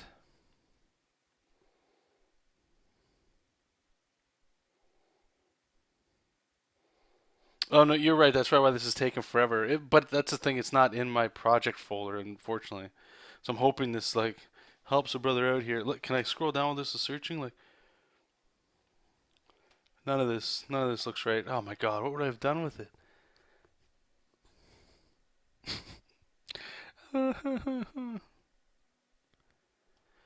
The thing is, right? I'm checking my email to see if Oh, hey, check it out, bro. I sent it to you. Which email? And if it's not there, then it's like, did he send it to me over Facebook? Did we do that? Let's try. We're gonna try a real quick inbox, and if it's not here, then we're going to Facebook. And then if that's not it, then I'm gonna have to do something else here, because I can't just spend the whole night trying to find a file here. I could just all this time I'm looking for it, I could just draw it, right? What are we looking for here? Because that's the thing. When you look for this stuff, you don't even know if it was. It's for Jesop King, but when he sent it to me, I don't know if he called it Jesop King, right? He could have called it something else. Okay, so this is done. Let's see if we got it anywhere. Okay, we got more. Please come on. I don't know. We have all these cameras. What the hell?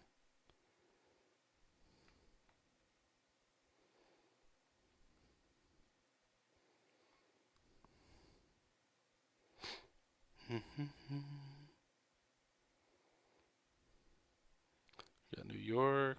Solo. No, nothing. It's like this hurts. Like I don't even understand. This is wild, man.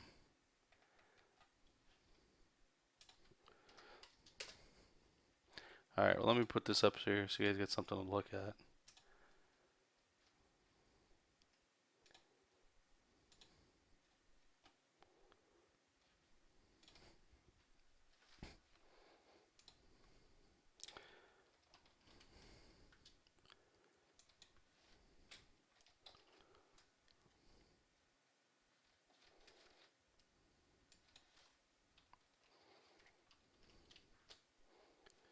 Messages with the word ship. This is gross. Okay. So, you guys having a good time? That's just it, James. I have two different emails, and I don't know if he was calling it like the name of the ship. Like I know, actually, like, or if I renamed it Sagan or. And the most embarrassing thing is I can't remember his name because I know it wasn't his real name that he was using, so I can't search for him. And then I'm searching right now on Facebook in case he sent it there. Let's just try type Sag and see like if it comes up. I'm trying to see if I don't know if he's sent a question to my fan page or if he sent it to my regular Facebook. This it's cool stuff, man. Let's try this one more time. This huge bum out, man.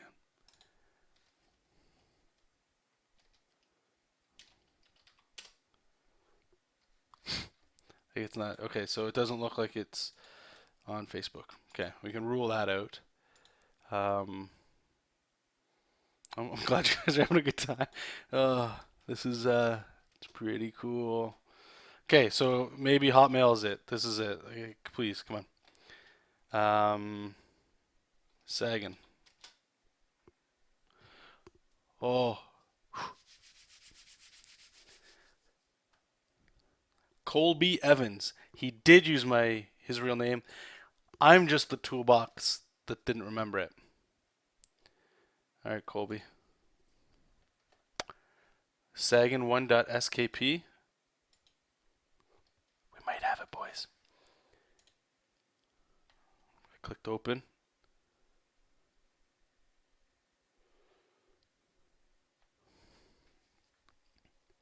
I'm not a religious guy. Okay? I don't know if you guys are religious. If you are, cool. If not, that's cool too.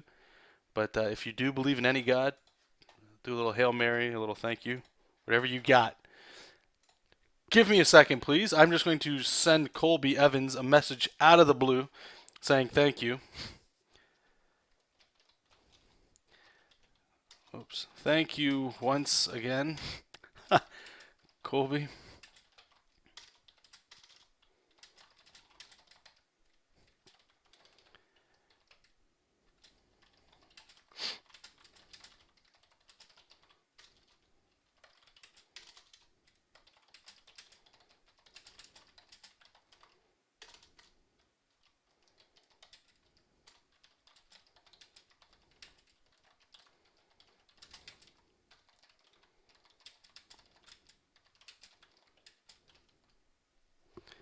All right, buddy. Here we go. Colby Evans, everybody. Colby! Okay, so first things first, guess what we do? We save this. We save this so hard and so fast. Save as, we're going right to Jesop King, and we're going to save it in there. We're also going to save it on our Google Drive. Webcomic. Let's just model sheets, SketchUp models. I was about to lose it if it was in here and I didn't look. Okay, so it's in there. We're also going to save it one last time on our external hard drive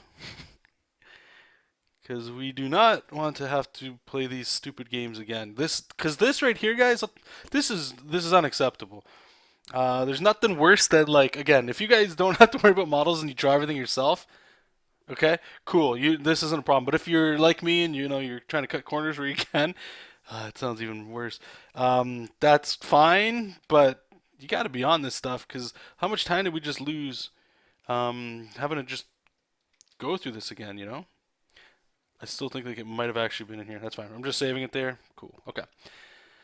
Oh, I must have deleted it or something. I don't know where it was. Hey Nimrod, how's it going, my man? I want to think about being really. Yeah, I might have to. Maybe it's my calling. I'm gonna have to switch it up. All right, so we've got Sagan 1 ready to go. So what we do here is we turn off our extensions and endpoints. Profiles. I'm gonna turn that off because we can change the line art later. That's fine. Next up, we go to this little like box in here. We're gonna change the back to. I'll put it over here so you guys can see it. We're gonna go to white with this. It just gets rid of all the other stuff, or maybe it doesn't. What the hell? Oh, so the style, you want to click this white box. Okay, I know you want to click this white box. What is going on? Oh, okay, turn the sky off. We don't want the sky. The background is what we want white.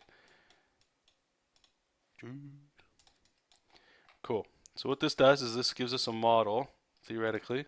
Okay, so it's been a while since I looked at this. So everybody makes models differently.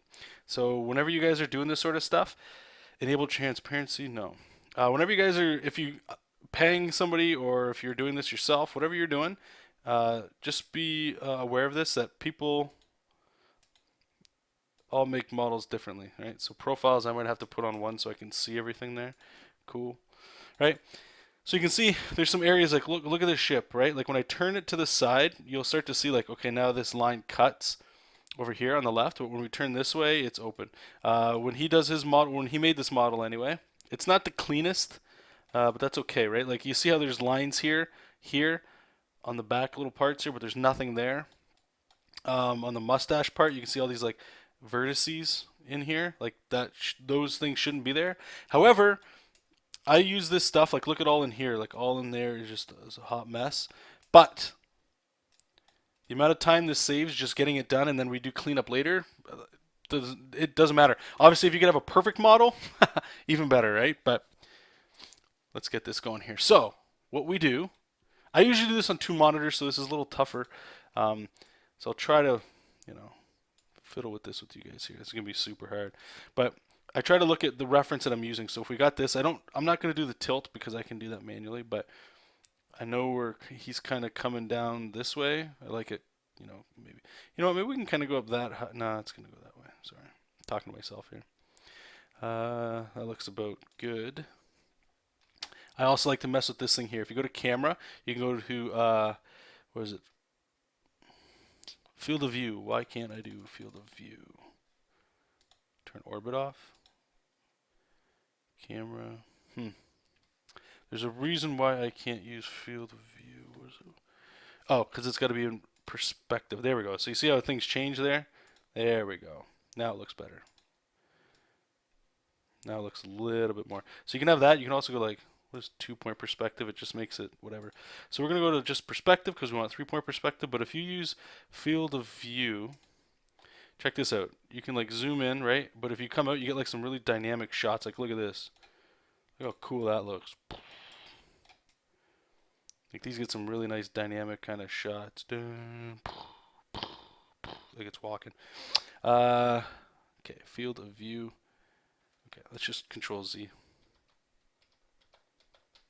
No, doesn't want to undo. Cool. I like it. Just turn it to normal, and let me just get that angle that we kind of had. So we want to see a little bit under it. Maybe like that.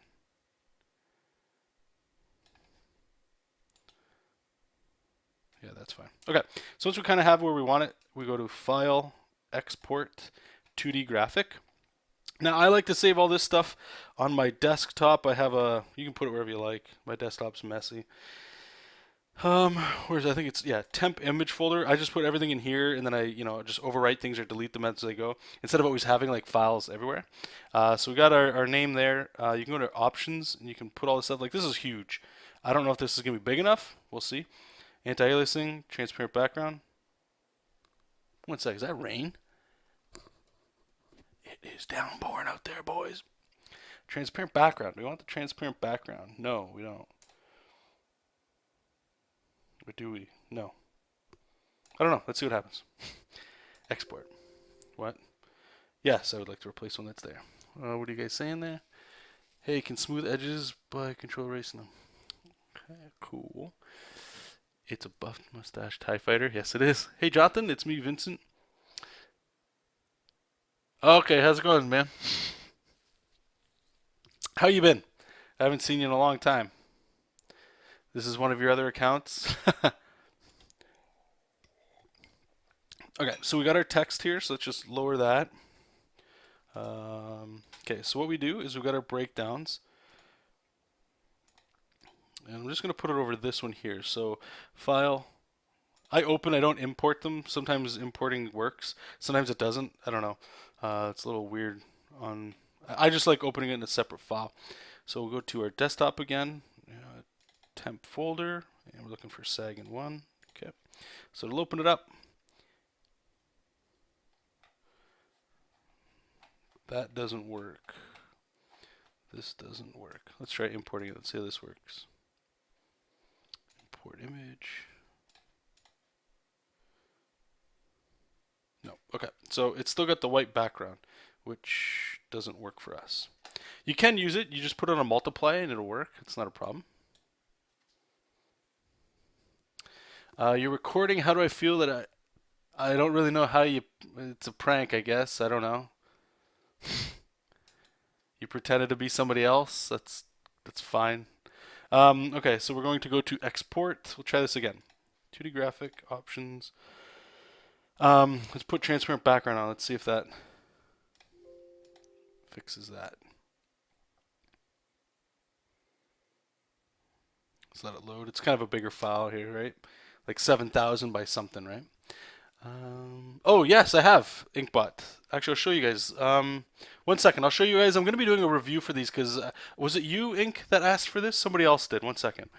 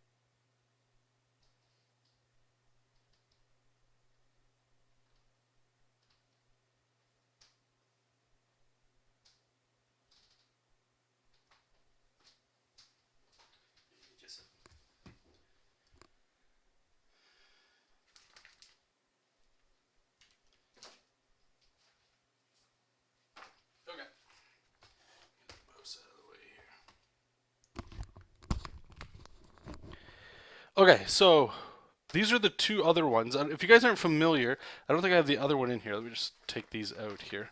Um, so there was a book that came out, I think it was last year, maybe the year before that, called Masters of Anatomy, and it was just like a book kind of similar to this, and it was just filled with like the female body and the male body just drawn in different styles. It's like one of those things where it's um, what it was just a take on style. It was really cool. So these books I totally forgot about. These are the other two that came out. This one's called Anatomy in Action, and we'll flip through it real quick. But I'm going to do a little review on these for those of you that are interested. And then this other one, this one I was kind of hesitant on because the anatomy, I'm more about the anatomy stuff, but character design masterclass. And what this one is again, it's similar to the style thing. Just a lot of people took their how they would re-envision Robin Hood, right? The reason why I decided to go with this one is because at work I do a lot of character design, but now that I'm doing Jesop, it's good to. Let me just word it this way: I've totally switched my thought process for the most part away from anatomy, more of like there's a quote. It might be one of these books. It's less about anatomy, more about telling a story. So like if you look at some of these characters here, I don't know how clear this will come in.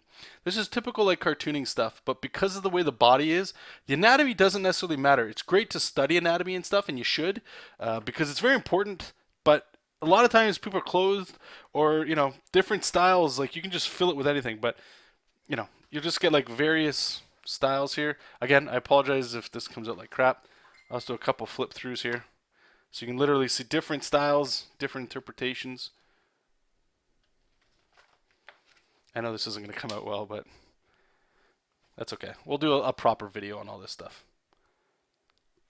And then this one here, I love this artist, Raul Moreno, I believe his name is. Now, if you look at it, a lot of this, like this is filled with like, that's might get flagged. Okay, there's no Johnsons or this stuff here. It's really like super dynamic. But what I dig about it the most is it's not the completed art. Like on the back here, you see this chick. I don't care about that. This, I don't care. It's all of this stuff. The gesture drawings. Those are the ones that are like the most impactful and to me the most important because you can put any style on top of it. And this book is literally just that. And one of the goals I've been doing is every day about 10 minutes to a half hour if I can of just going one by one and redrawing all of these. Because this is where you'll get the mileage. And what I dig about this is, I mean, you'd be hard pressed to figure out a position or anatomy or some sort of design in here that just wouldn't be drawn in a comic book anyway. So I figured I'd get that for study. It saves me a lot of time from able to grab comic books, and just drawing from that. And like I say, the structure's there. You can drape any kind of anatomy or clothing over top of it.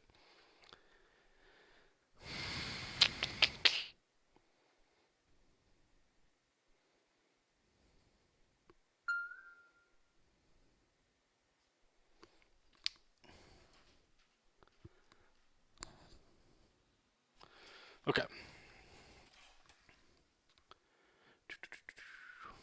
Just want to make sure you guys are there. Okay, cool. All right, so let's try this again. What did we do? We exported this, right? I forget where we were at here. So let's see if this works.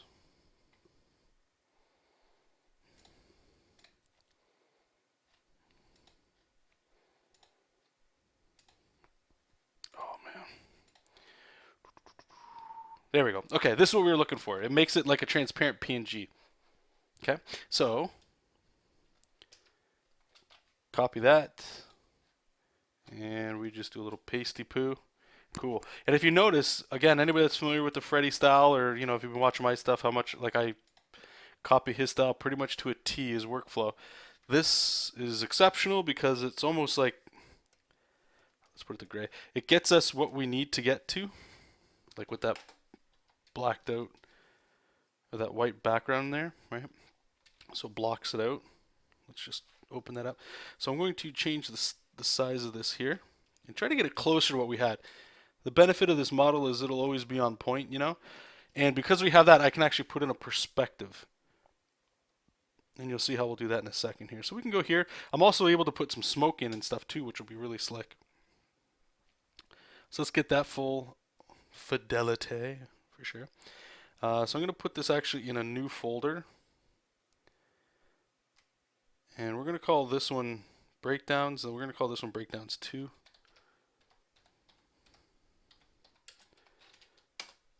And we can lower the opacity of the breakdowns we just did.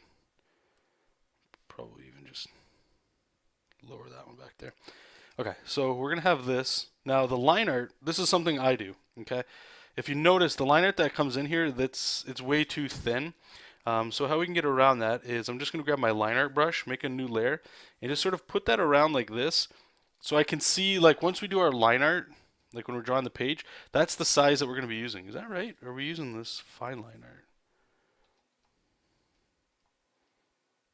Hold on, let me check. Got to get into that rhythm. Check this out. You guys might dig this one too. I feel like I'm just showing you guys stuff all the time. We're not we're not drawing enough. Sign in with Google. Is that right? No. No. Sign in. So Evernote, you guys, I don't know if you guys use it. I've tried to heavily use it. I do stuff like this because sometimes I'll work out in the wild on my little tablet or whatever. So this right here, I posted this on social media, but I just have a little reference here so that if I ever get confused, I can go back here and look at this stuff, right? And these little check marks tell me what I'm looking for, right? So I didn't know which size we're using. So line art 600. So we're using that one. The only reason I'm bringing that up is because I thought it looked a little big, you know, but I keep forgetting this is going to be on mobile devices and stuff, so it's going to be fine. So, okay.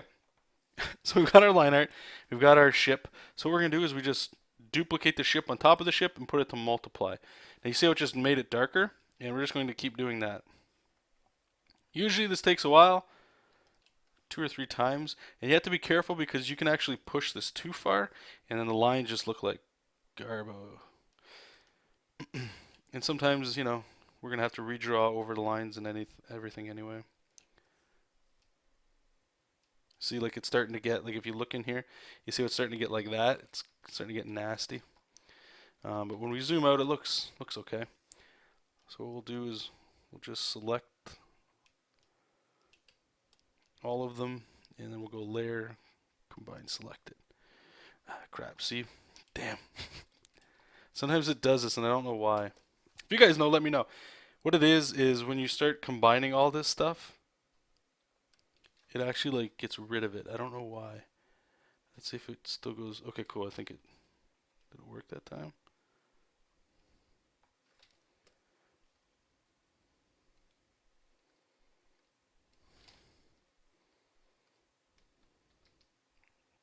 Oh, I just closed it.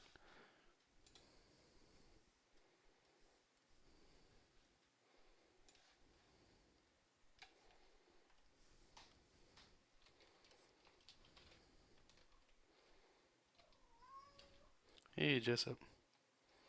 Okay, so unfortunately the line art I can only get it so thick there.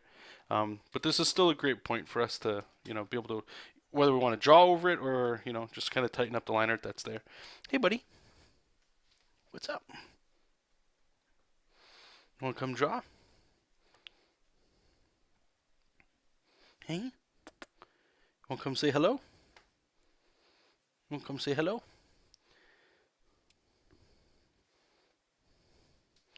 Hey, Jesop. Okay. See what you guys are saying there. Boom, boom, boom, boom. I believe this is the pro version of SketchUp. That's all I'll say. So, you coming up? Coming up?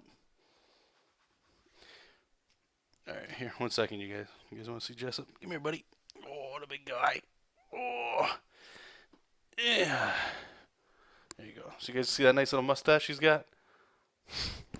How you doing, buddy? You want to come on up here for a bit? There's not much room for you. Here, you want to look outside?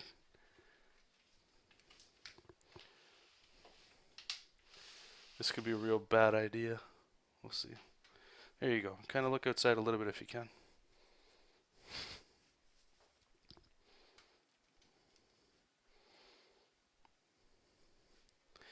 Okay, so let's get back to action here. So before I get the other ship in the next panel, I want to get this one going here. So we're going to grab our perspective ruler. Easy, buddy. Easy, big boy. Go to perspective ruler, and what's really cool. Oh no, I'm pretty sure it is the pro version, but yeah, you have to read between the lines a little bit there.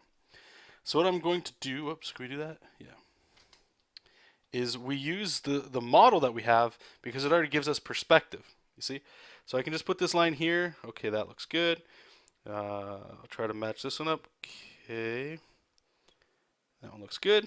Now let's get the other one. So you can see this. It's almost like a 1-point perspective that's happening here. All right. So now that we have that, that's great. All we need now. Wait. That's wrong. I did that wrong. So that's the 1 point. I'll learn perspective one day, guys. You have to believe me. So we've got one perspective that's coming this way. All right, so we've got 1, 2, and we've got the little perspective that goes that way.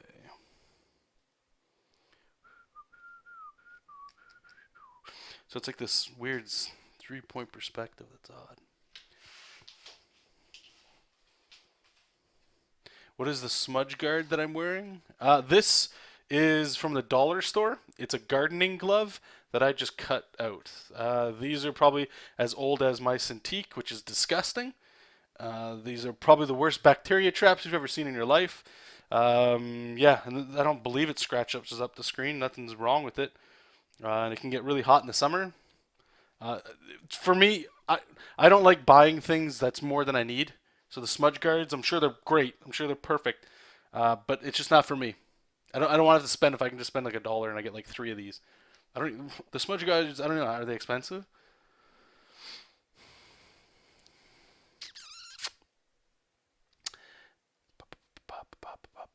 Okay, so I don't even know if this is in the pro version that you guys are talking about, like to get that white line and stuff.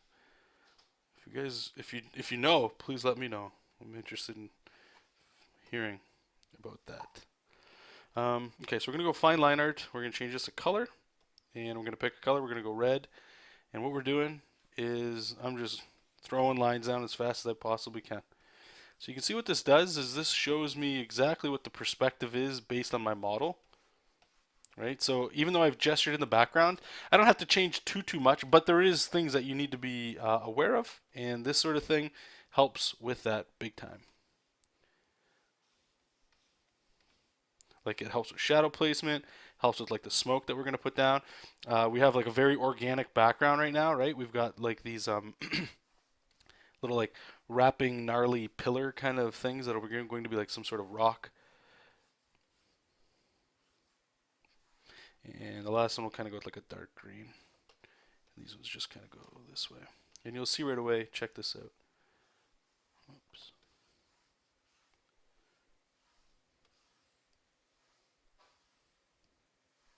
A little harder to see here. And I'm probably overkilling this perspective because a lot of it is pretty organic. But anyway, so we'll have that. And if we turn off... 1 second, you guys. So you can see this is the perspective that it fits. So you could put like space behind it or something. But anyway, give me a second, you guys. Like I said, this might be like 10 minutes or so. So I'll be right back.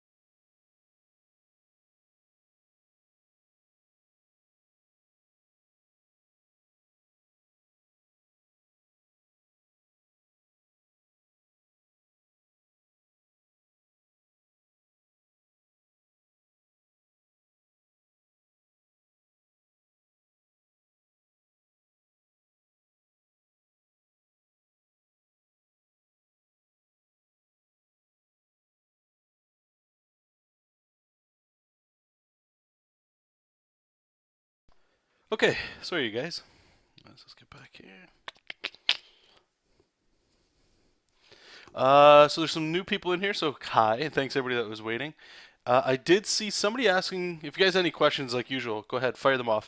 I am thinking getting back into the Wednesday shows again, so we'll see how that's going. I don't want to commit to it just yet because I feel like if I say it's happening, then it has to happen, and it's been nice to just be able to draw and stream when I want, but I know what it's like when I like to watch a certain show or not, you know? So I'll let you guys know soon enough. There was a quick question about the perspective ruler, I believe.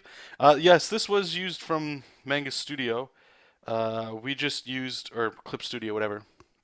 Uh, what's it called? The perspective ruler. I'm going to show you how we're going to do it again using a model, so you guys can check that out too. So where we left it off was I put in the model, like you guys can see. Let me just turn that off. We don't need it. And we have our breakdowns and stuff and our thumbnails. And the reason why we put the perspective grid in there is because once I go back in here to like put the tight line art in, it sort of affects what we're doing. So I just wanted to make sure that I showed you what the hell I'm talking about before we moved on. So like, let's say it's getting to the point where we're inking this now, right? So now that I have this perspective, do you see how I'm kind of doing stuff like underneath this raw? Whoops, let me turn that off here.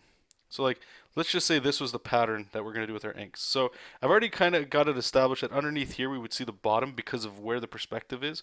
But I've also got these shapes going like this. But how they should go is like this, right? Because it's following this form that's receding into the distance like that, right? So that's the whole point of adding like the perspective in there. It just gives you something more to like look at. That's all. Or not to look at, to understand a shape. That's all. Okay? So I just want to make sure that I showed you guys why the hell you're doing that. You don't have to. Just something I like doing. And since we're using a model, the models tend to be pretty much on point anyway. So let's just turn this off because we're not going to need it. This is fine. We're going to end up duplicating a lot of that. So let's get into this one. Let's just save it up here.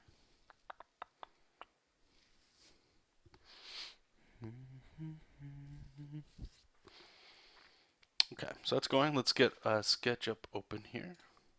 So we got this, and we'll do it like we did last time. And it's a little harder with this angle, but so we want to go underneath. Now, one thing I just realized, this is kind of a little bit of a bum out, is I wanted to have that Metroid bottom to it, remember? But now that we have the model here, I can see that unless this ship is absolutely massive, I don't think it's going to work, right? Because if we go to the bottom, like it's got to, maybe it can come out somewhere else. I don't want the ship to be like a skyscraper, but let's see what happens here. Maybe we can get away with something here. So, do we want? No, we want to have the perspective.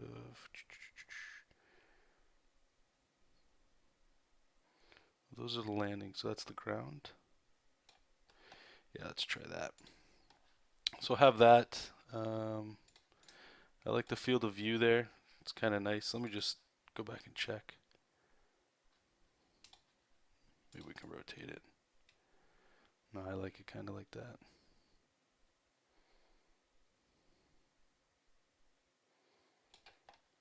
And maybe we can just play with this field of view just a little bit here. Makes it a little bit more dynamic.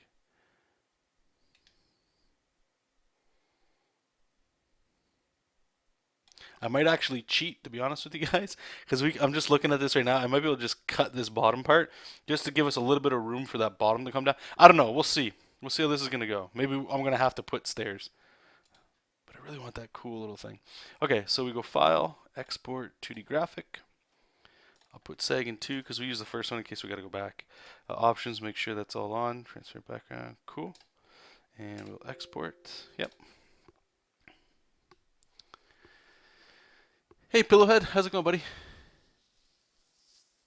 No, and thank you. I just sent you an email too. There was probably a good 20 minutes of the stream where I couldn't find this model, and man, we were looking everywhere, and it was, I felt bad. I'm like, I need this model. You know, I have it, and I can't find it, and it's no good.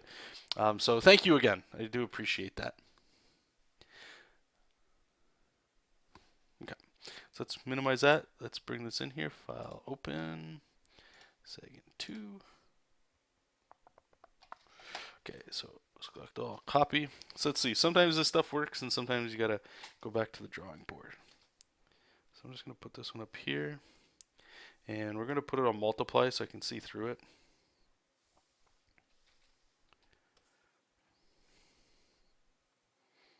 Sometimes I hate the way these layers work in Manga Studio or Clip Studio.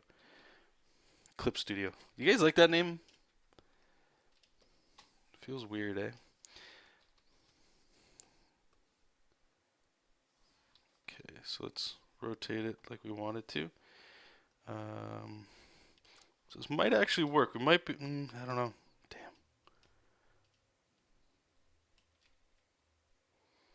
I think we might get away with it just by fudging it a bit. All right, let's try it out here. So we're gonna have,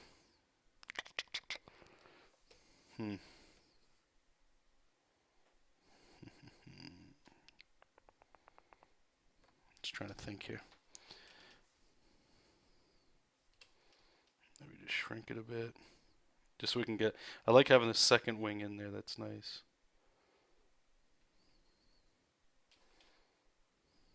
It's a little bit more. Yeah, I might be able to get it. That's fine. So this this ship might literally just be massive. I'm not sure. Okay, awesome. Thanks, man.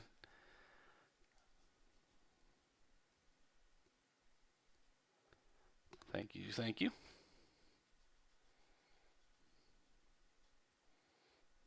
Coca-Cola, nice. Nice to meet you, man. I don't think I've seen you in the stream before. You fuse, yeah, I know. Mega Studio for sure. Okay, so we're just gonna. I don't want to tilt it too much. That's fine. So we'll go here, and I'm gonna change it to gray. First things first. Let's cut all the crap we don't need from this model. Let's go there, and then we're just gonna clear outside. Awesome. And we're gonna make a copy. And we're gonna go multiply. And we're going to do this a few times. Actually, maybe this is what was causing that problem. Let's try it.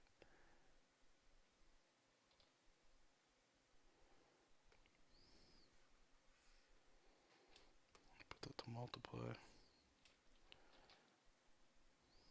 Oh, that's going to take a bit.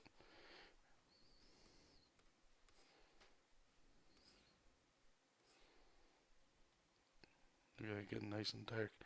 Okay.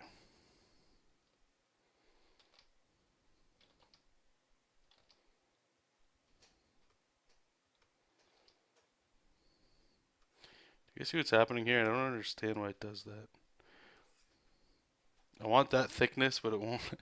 It won't take. Let's try.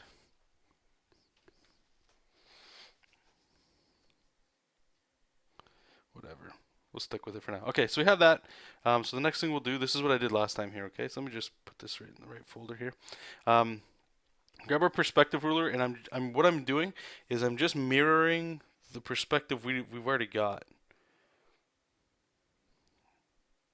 So I don't know if these wings are a little off, but so we got one point coming this way, and then we got another one going this way, right? So that gives us 1 point. The next thing we'll do is, what's the other side we're gonna pick?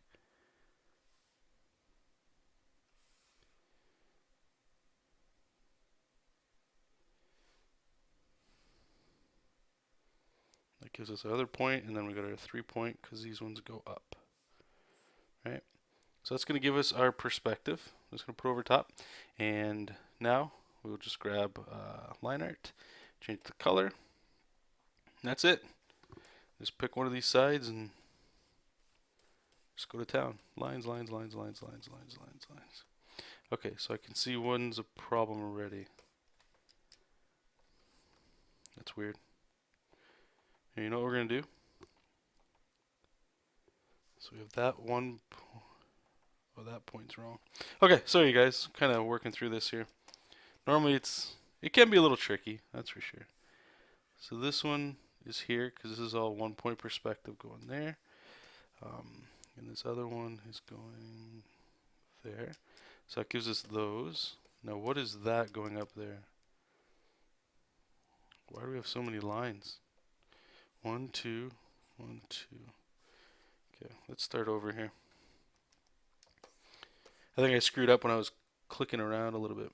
Okay, so we're going to have one here, so that gives us a perspective point over there. Cool. So now we need a second one. So if we're going this way, the other ones are going to go the opposite way. So one here, and one here. So that gives us our 2-point perspective. Now what happened, this was the problem. You see this line that's going straight down? When you do 2-point perspective, your plumb line, if that's what you call, that's what I've always heard it. It's basically if you had like a weight and you hold a string, gravity will always pull it straight. So if your horizon is totally straight, when you have your plumb line, which is your gravity line, everything's 90 degrees, so it would just hold straight. Now when you start tilting your horizon, it would be like this. Okay, so that's why it looks like this big line's coming up here, because that's literally 90 degrees from the 2 points we have. But we don't want everything to just go up and down. You can if you want. To make it more dynamic, you add a third perspective point and it just bends it in. So if you notice, you can see how these wings are cutting in. So that's what we're going to do. So we're going to pick one line here, and I'm going to go over here to pick this one. Now you'll see what happens. So it moved that line we just had over to here. That's our perspective point. So now when we go ahead and we do this, it should work, okay? So we're not going to have those straight lines anymore. Whoops. There we go. That's what we want.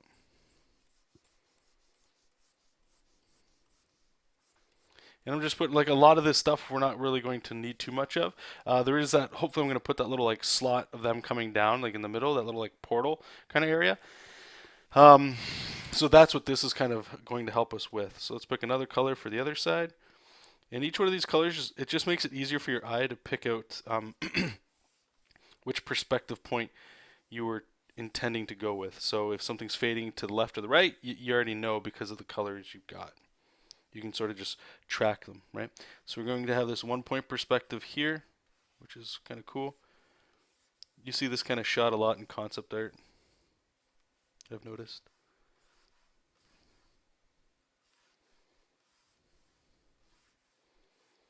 There you go. Okay. So if we look, we could actually turn that perspective ruler off, and we'll turn down all of our breakdown layers and stuff. And that's what it would look like. And you can see it follows a perspective that's there. So when we go and we add our gestures to tighten things up, we can constrain things a little bit better in there. And that's pretty much it. We're working on Jesop King pages. Jesop King is a personal project of mine.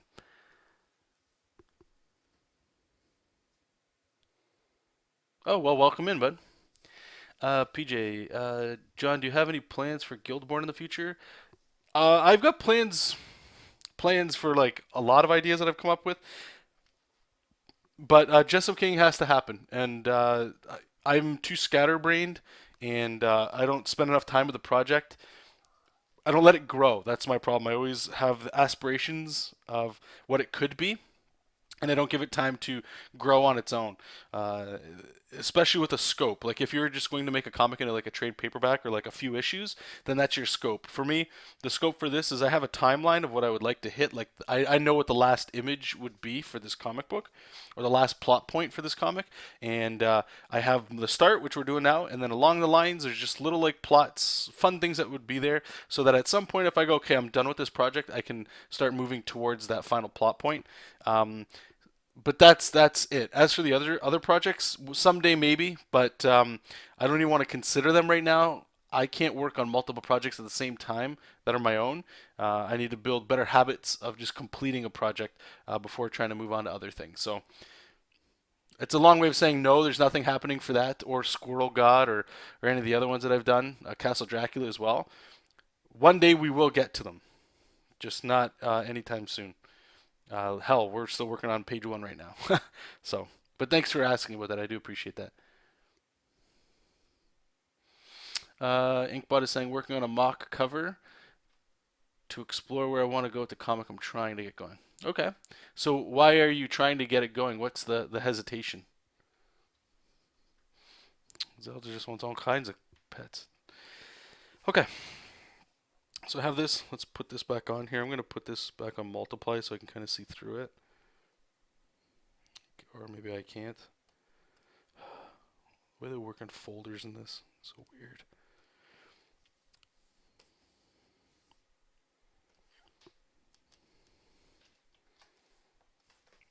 Actually, let's get our eraser. I'll use a soft eraser here. Alright, so you can see where the problem is. So what I might do here is actually just trim up this ship to like here or something like that. And what's going to unfortunately happen, or fortunately happen, I don't know, is that this ship is going to be pretty massive.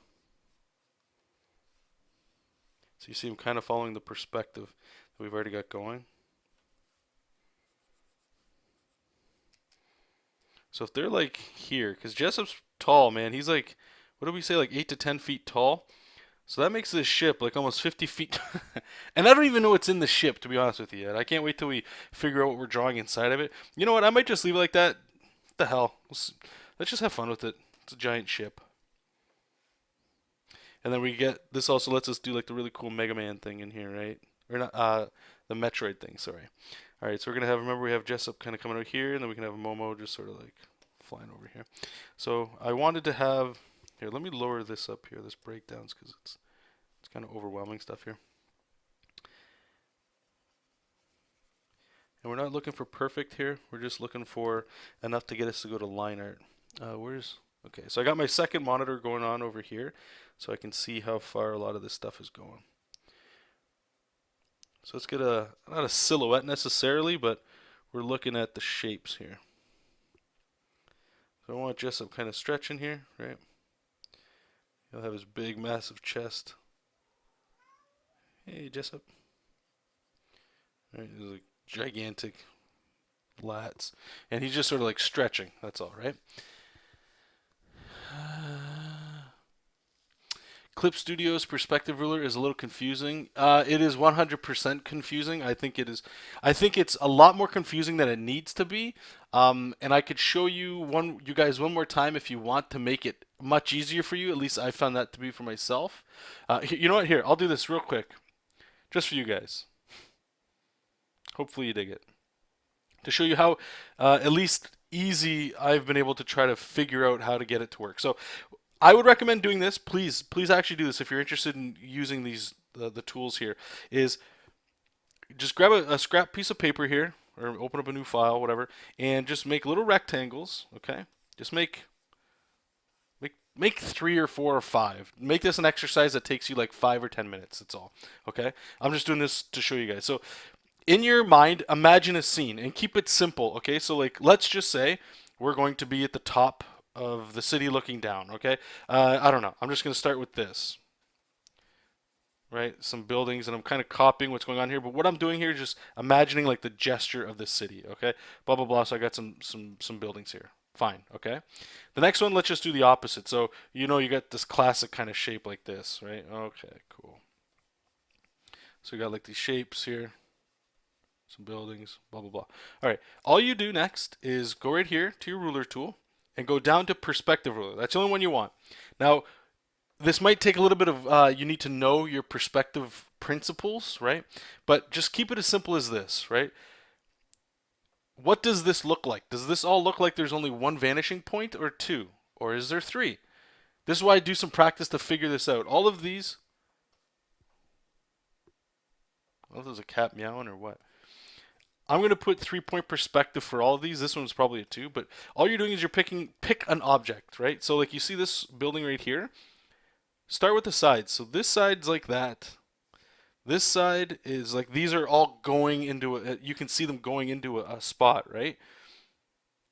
So if you zoom out, you can check this out. It's going to go way over here because it's actually way off. Look how far out that is, okay? That's fine. That's 1-point perspective. That's what this is. But we've got these other lines going in the distance, right? So do the exact same thing. So you got one going here, one going there. Bang. Now you got 2-point perspective, and you're done. It's going to make that horizon line for you. You know, I'm going to leave it as a 2-point perspective for now, and I'll show you the next step after this. So I'm going to turn that off, and we're going to do the next one. So again, pick receding lines. So we've got, I can see a line here, and I can see a line here. Right? Is that right? Yeah, it added one. And then I'm going to just do the other side. So I can see, like on this building, this one's receding here. This one's receding here. Cool. And I'll do it on this side. This one's receding here. Is there another one anywhere? Okay, I don't really have one, so we're going to just make it up.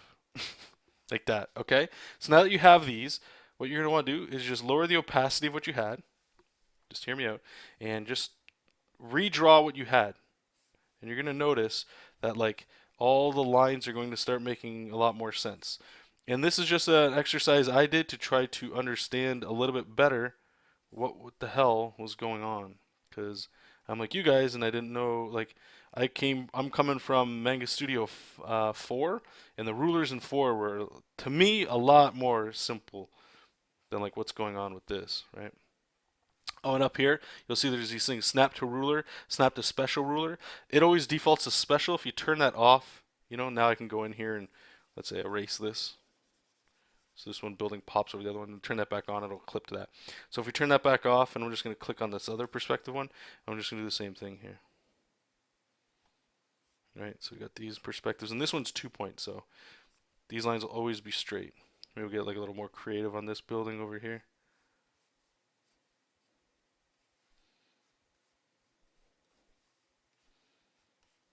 And you kind of see how I was using what I already had as like my groundwork sort of thing.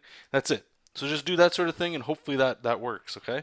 It didn't take much time to just throw that stuff around there. And if it doesn't work, just delete it and start again. Don't spend a lot of time. Just spend, I don't want to say quality time, but just spend the time that matters in there in trying to understand the tool. At least it helped for me. And again, this does go back to understanding or having some knowledge of like 1, 2, and 3 point perspective. That's really all you need. You don't have to push it any further than that.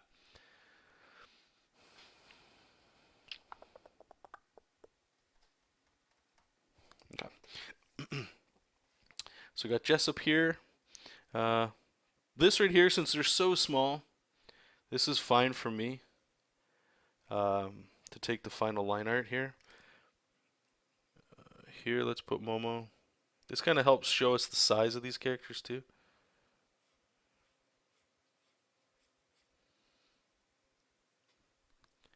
I don't even know if you'll actually have to see these eyes or not.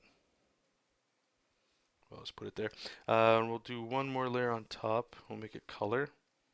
We'll just pick a color. Now this one I can kind of put some costume elements in here, So his belt. I'm being very loose with this because it's so small. Like, look at the size of the page here, right? Like, you just need the idea of what's going on here. So that looks good to me. It's good enough. We should probably worry about putting in some, like, or maybe we don't need to. I was going to say some ground stuff. Ground stuff. What the hell is that? Like, we got, like, these swirly rocks, so maybe we can... How does this look if we kind of... Yeah, this might help. Help frame the word balloons a little bit, too. And this sort of like helps us establish where we can kind of put some lines and all that for the rocks. One thing I didn't do actually is we want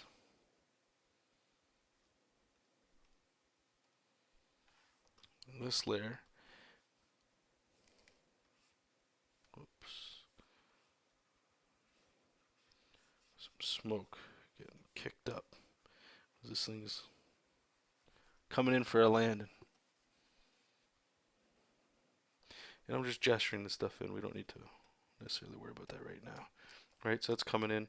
What that also means too is perhaps we can kind of have like a little bit of wispy spokes. Maybe a little bit of idea of smoke. I mean, it's already landed, so maybe this won't work, but or maybe it actually just landed in the ground. I don't know. So yeah, maybe these have got some lights or something. I don't know. Hey, Jesop. So let's save that. The next one's a little bit of an easier one because we got the characters just there.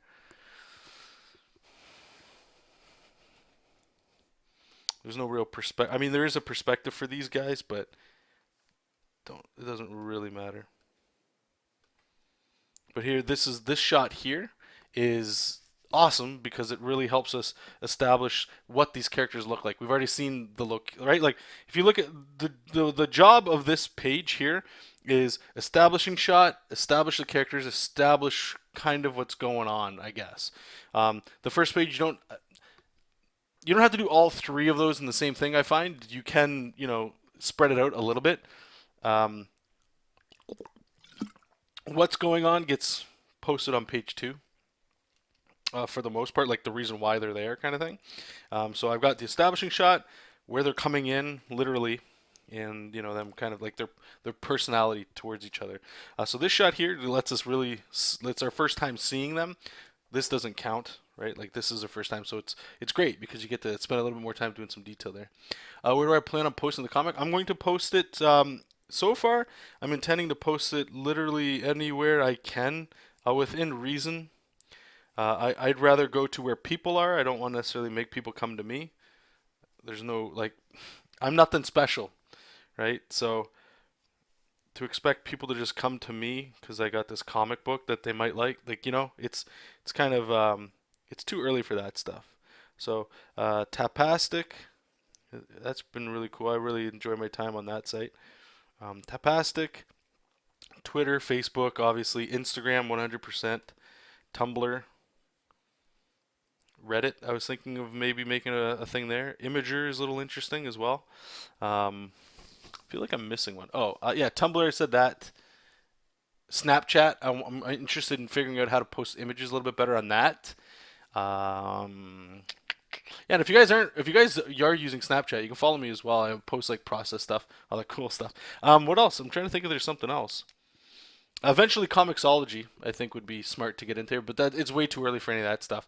What I'm thinking of doing for Comixology, for money, I guess anyway, is once I have like the first chapter here, I think is only 16 pages. So maybe once I get the first arc done, which is only about 40 pages, I think, then that one I'll probably sell for like let's say $1, and it comes with a few extra stuff. I don't know what just yet, and just test it out to see if it goes like that or if it works at all. Actual paper books and stuff, I have zero interest in making this a paper book at all. Um, I said this a little earlier in the stream. If that happens, if there's an interest for paper, then I'll start looking at it then, because to me, if paper even comes on the table, it's like okay, there's enough happening here where this book or this thing is kind of, I don't want to say taking off, but it's now starting to grow, right? And I don't want to worry about any of that right now, like production costs and crap like that. I just want to make the book, and I want to post it where is easiest for people to check it out. Right? Hey, Jesop. What's up, Bobos? Hi. What's under your head? What happened to your head? Hey, you got a Bobo?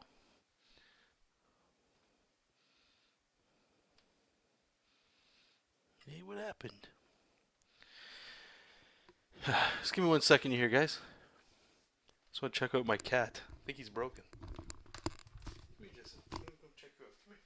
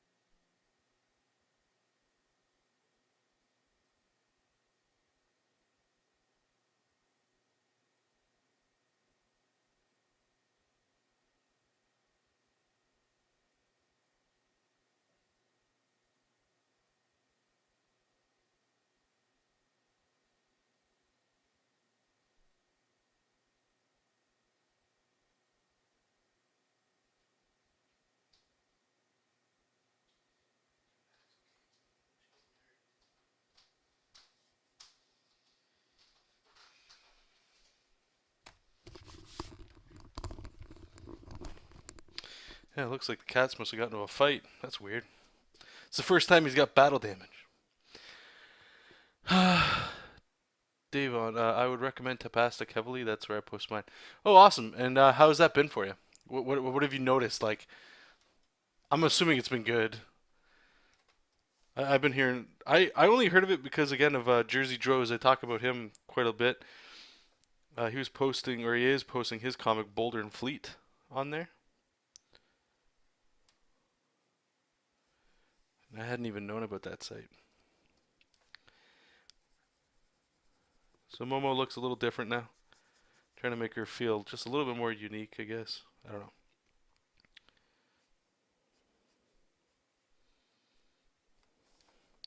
No, this isn't the look here.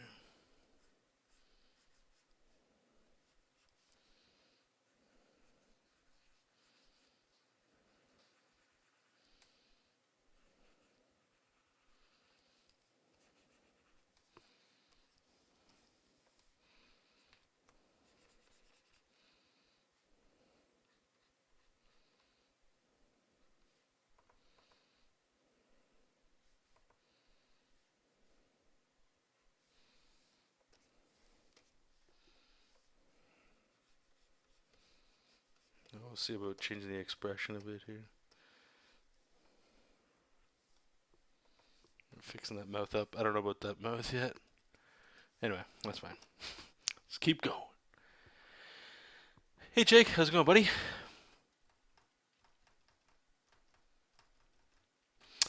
So, no, Jesop is not a wrestler anymore. Now, before I start breaking hearts, uh, I did say a whole bunch of this stuff, so for those that have been watching this whole time, they're repeating stuff. That's fine. It's gonna happen when you're streaming, right? Um, the reason for that is the comic was doing what it did before, where it started to become bigger than what I intended it to be, and the reason why I was making it was it didn't make any sense. I made a post on Patreon, and I made a social post as well for people to check it out, talking about creative paralysis. And again, that's not in a way to make it like I don't mean or intend that to sound like it's like as serious as cancer or something ridiculous like that. But for us creative types, I mean, in a way, it is our own poison. Not everybody experiences it, and a lot of us have it differently. For me, what I was just even talking about of that, like when I start an idea, just like everybody, this is awesome. Everything about it's great, great, great. But then for me anyway, I start planting. Okay, I can't wait to do this.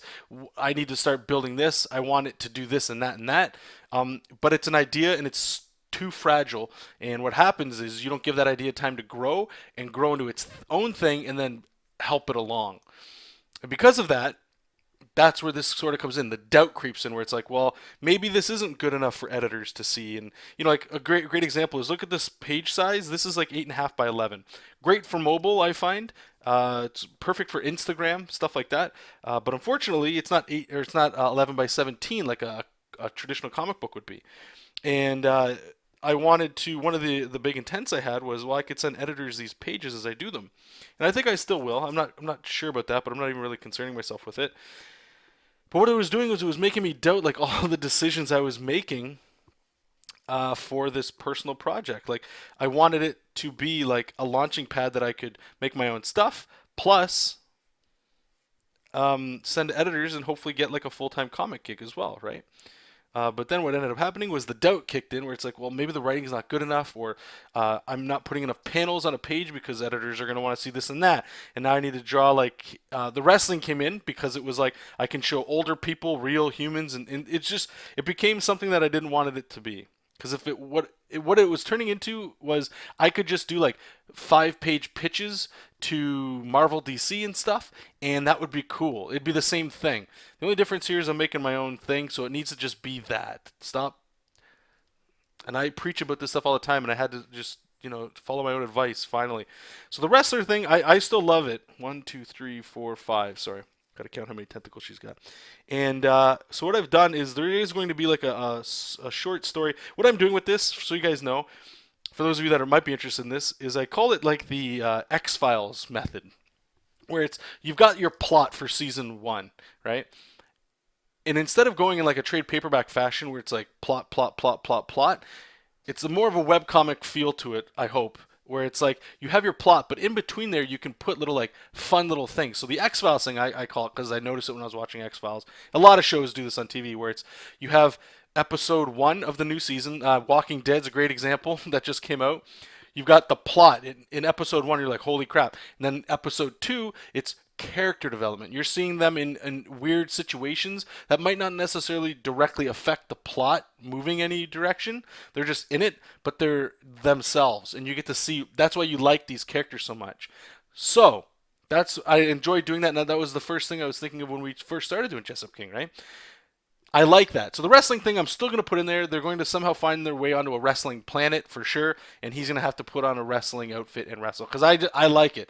I still like the idea. I just wrapping everything around it was the hard part. Like guys, if you guys are on Patreon, you guys saw me posting stuff. Like I was, oh my goodness, it was so difficult to try to figure out a way to tie everything together. And I'm not equipped enough to be a proper writer to figure that stuff out yet. And once I just had some humility and some, just look back and, get out of my own head, all that crap. And I know this, again, might just sound like it's like, Jesus, like, it's not that big of a deal, dude. Just draw, you know? Um, but anyway, so that's what that is. I'm sure I went all over the place there. Um, PJ saying, I'm glad he isn't a wrestler anymore. I like the original idea better. Okay, cool. Thank you. Exactly, Davon. Yep, you're 100% right there. There's a lot of people that were interested in the wrestling stuff too. I do think maybe if I explained it a little bit more, you guys might have been a little bit more on board with it. I don't know. Like the concept was pretty. I liked it. It's like whoever has the championship belt is like the king, the emperor, and they get to make all the decisions, and everything is ruled by wrestling. So if you don't like wrestling, then obviously it was narrowing it down a bit. Um, yeah. And I don't want to build like I just said. You have to sort of. I don't want to put too much on this when it's still so early, but I am a little concerned, but not really because I can't wait for it to happen in this. Is when this book turns serious. I'm really excited for that. A lot of this book is just fun. I don't want to say cartoony kind of stuff, but just like like kids could read this stuff. There's no swearing, there's no blood and guts and stuff like that. It's just fun. It's like old Sunday morning cartoons. At least that's the intent. Um, but I do have in my mind what the actual overall plot is, and it is a little bit more serious. Like it's a lot serious than it is. So I'm interested when that happens. Not necessarily for the feedback, but I just can't wait to get to that. But I'm gonna try to stretch it out as much as I can until we make that transition to it. But again, I don't want to like hype it up when there's nothing really to show for this stuff. So it's an exciting time, like it always is. When we do this. Um, I'm just trying to get out of my head, because a lot of this, I don't know. You guys let me know too how you guys feel about this stuff. For anybody out there that's doing their thing, that's maybe trying to do their comic to like make that their job, like to make comics and stuff. But it's like I'm always back and forth on. I don't want to be ruled by money with this stuff, but if I could work on comics as a job, to me it sounds awesome, And so a lot of the decisions I make are like, well, where is the jobs in comics besides the long grind of your own thing? It's probably it's definitely with a publisher, right? So just trying to think back and forth between that stuff, and it's fine, do what you got to do, but I don't know. If I do get a job like that, that's cool. But I just had to be real. It's like to be happy, like you can only work so much, right? And to me, this here, it's work. You got to put in work to do your thing for sure. But I'm trying my best anyway, not even to consider who's seeing this like publisher wise. I just want like you guys and other people to just check it out and who knows what happens from that stuff. And then again, right? Like you don't know what doors open from what you're doing.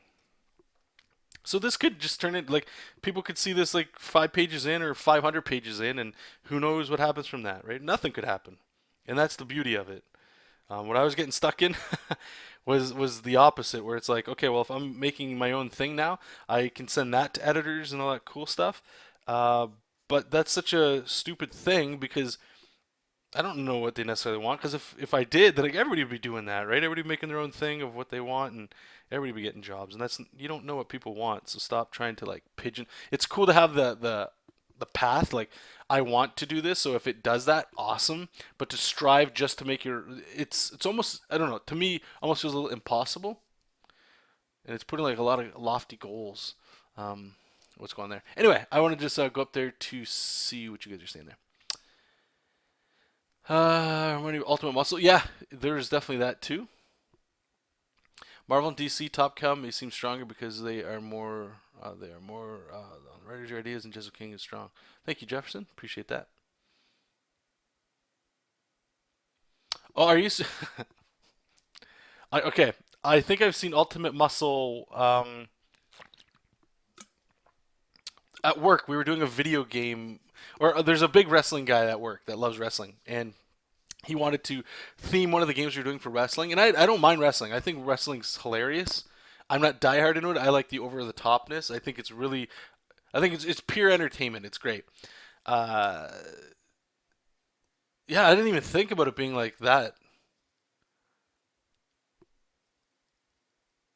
I guess the only angle I had on it was there was like Power Rangers ish kind of thing. Like Jessup he would transform into a guy called Albedo Prime, and he'd have like this huge armor on him and stuff like that.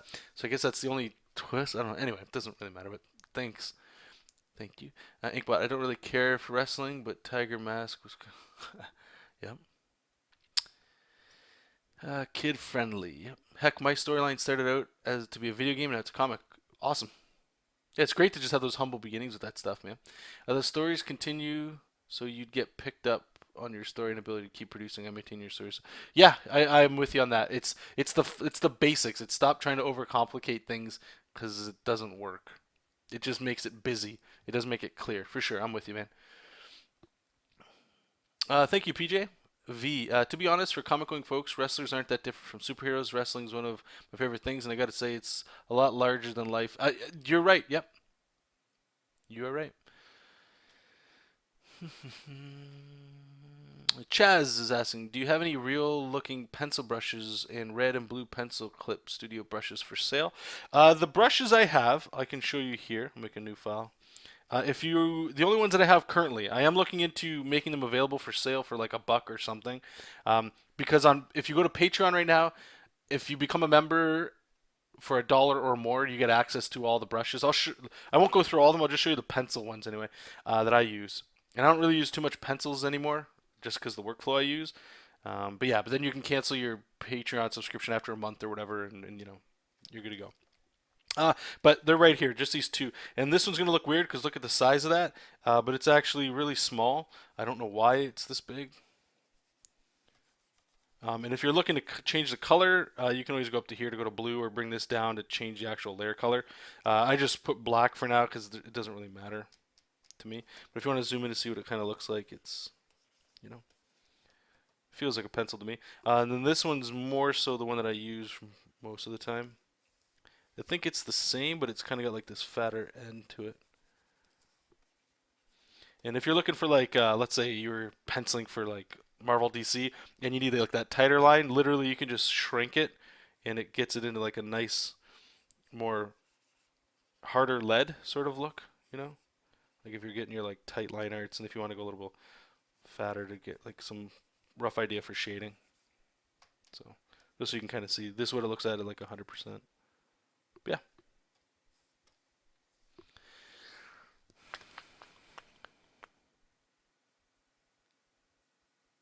Oh, you do, eh? Oh, awesome. I haven't used the Cintiq pen in a long time, man.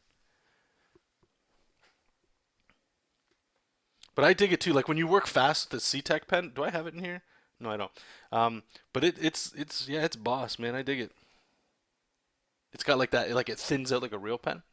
It wasn't that I hate a wrestling idea. It's just that sorry, I was really into the Jessup King Space Explorer thing, and was saddened a bit when he got changed.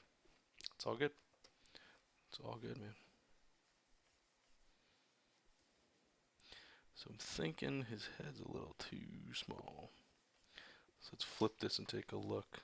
This hand is actually out of whack. This whole arm here. It's kind of tough because, see, it's getting crunched.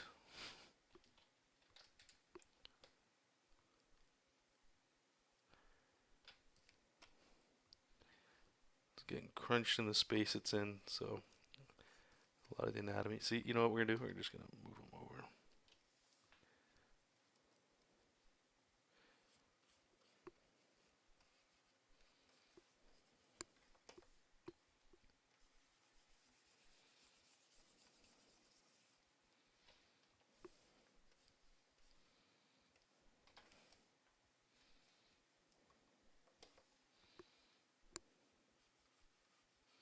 So Jesop's pretty easy to draw here. I usually start with like this line, and then you just got like these little like triangle shapes for his eyeballs.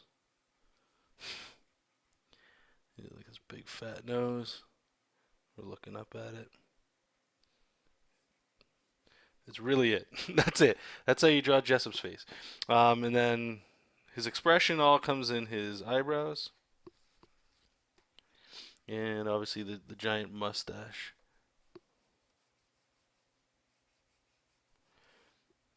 But we can tilt it up to make him smile.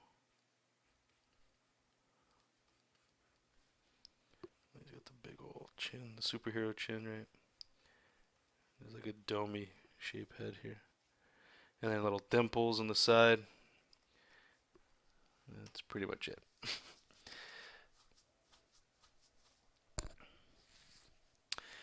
Hey Karen, how's it going? I haven't seen you in a bit either. Happy to see you in the original. Thank you.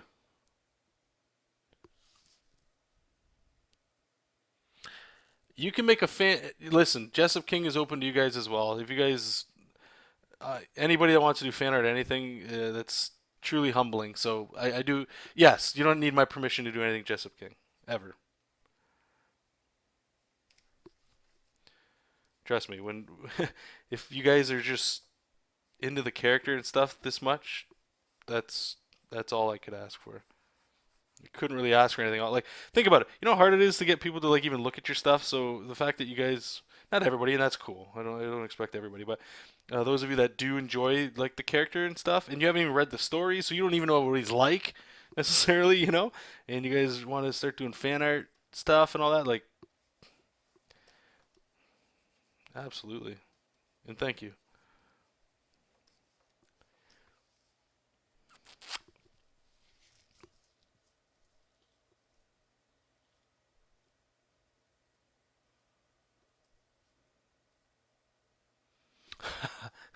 Wrestling tournament, yeah. Doctor Strange comes out this weekend, eh? I am actually interested to see the movie for sure. I am interested in seeing it. I don't know if I'll see it this weekend. I probably not. Monochrome Moose. Oh, no problem. Oh, okay. Thanks, buddy. All right, so let's get this going here. Let's get his hand. I'm gonna bend it forward a little bit more, kind of like he's, like talking, I guess. Try to get a little bit more expressive with this.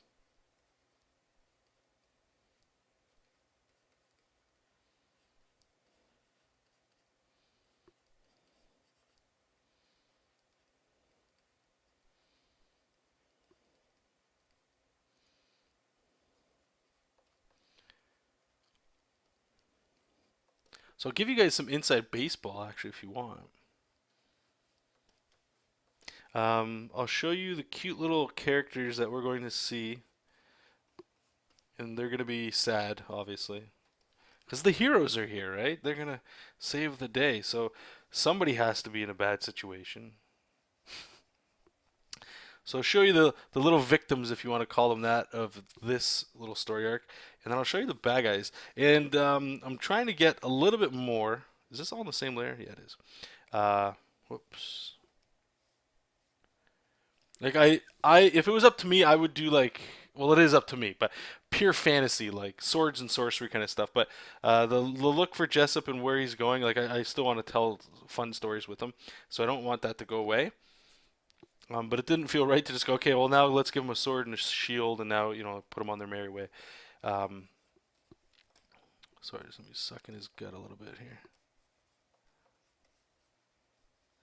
But I'll show you guys little spoiler warnings. Some of the characters we'll see here. Yeah, spaceship battle will be fun too, man. Oh, okay, cool. Okay, so let me just show you guys. Jessup King. Do I have? Where did I save them? Let me just see here.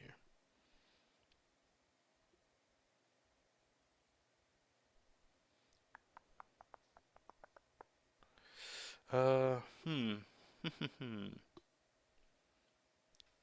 Yeah, like check this out. This was part of here. I'll show you guys this. This is fun. You might dig it.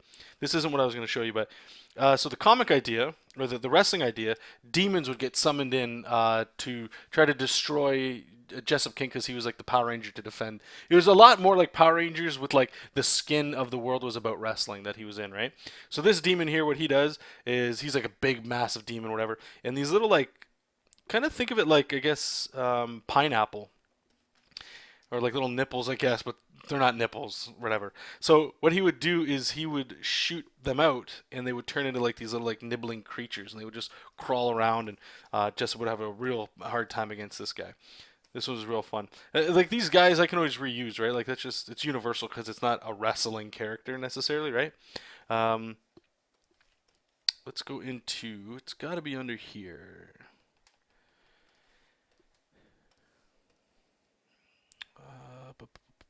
Is it reference? Yeah, okay. So we've got two pose. That's their name. These cute little buggers. These are the victims of the story, right? These are the ones I wanted to try to make them simple and cute. I might still play around with the designs on them, but they're kind of like Ewokish, with some sort of weird like duck or platypus kind of face. I don't know. Just super simple designs. I don't want to spend too much time designing this stuff, but these ones here, these are going to be the victims of the story. And these are so far I'm designing right now. There's a goblin. This is there's a goblin king, obviously, and this is like the what's his name? What would he be called? Like the sage, maybe like the guy that is the smart one that tells the king what he should or shouldn't do. And then there's like the big brute enforcer kind of guy, right? So it's just a lot of fantasy kind of stuff. I don't want to go too sci-fi all the time. Like we can still put see like aliens. To me, aliens can live with elves and goblins and six-armed Spider-Man. That kind of stuff. They all sort of like, and this guy still fits in that world with spaceships and stuff. I still think can be done. Um, More like if you think of Final Fantasy, really. Honestly, yeah, it's more like Final Fantasy. Tech mixed with magic. That's where I want to kind of go with it. Hey, Xeris, how's it going, bud? Thanks for popping in. Okay, let's keep going.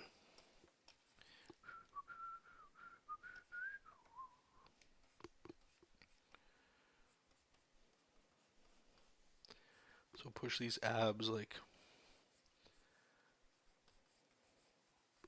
up there just to give him the feeling that he's still. Yeah, he's a lot thicker than this. I don't want him to be. He's not like a supermodel here. I like the idea of him kind of having like a little bit of a gut, I guess, even though he's got like a six pack all the time. Maybe like those bodybuilders ones where they got like it looks like they got like a belly that's a six pack. That's kind of funny looking. All right, and then we can keep all this perspective kind of going this way. So Jessup's having a good time. Let's make a new layer. We're gonna put color on this one. Do we switch it to multiply? Yep. So what we'll do with this is we can put the costume on.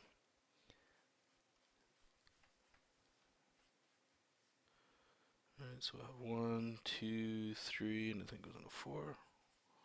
2. The advisor. You guys are smart. Thank you. Is there any drawing monitor that you or anyone would recommend? Like something to draw on? Like what I'm doing right now? Or are you talking about, I guess, a monitor that's like a nice resolution that you don't draw on? So, sorry. So I want to make sure we're talking about the same thing here. So what I'm doing with this here is I'm gesturing in where the costume elements would be.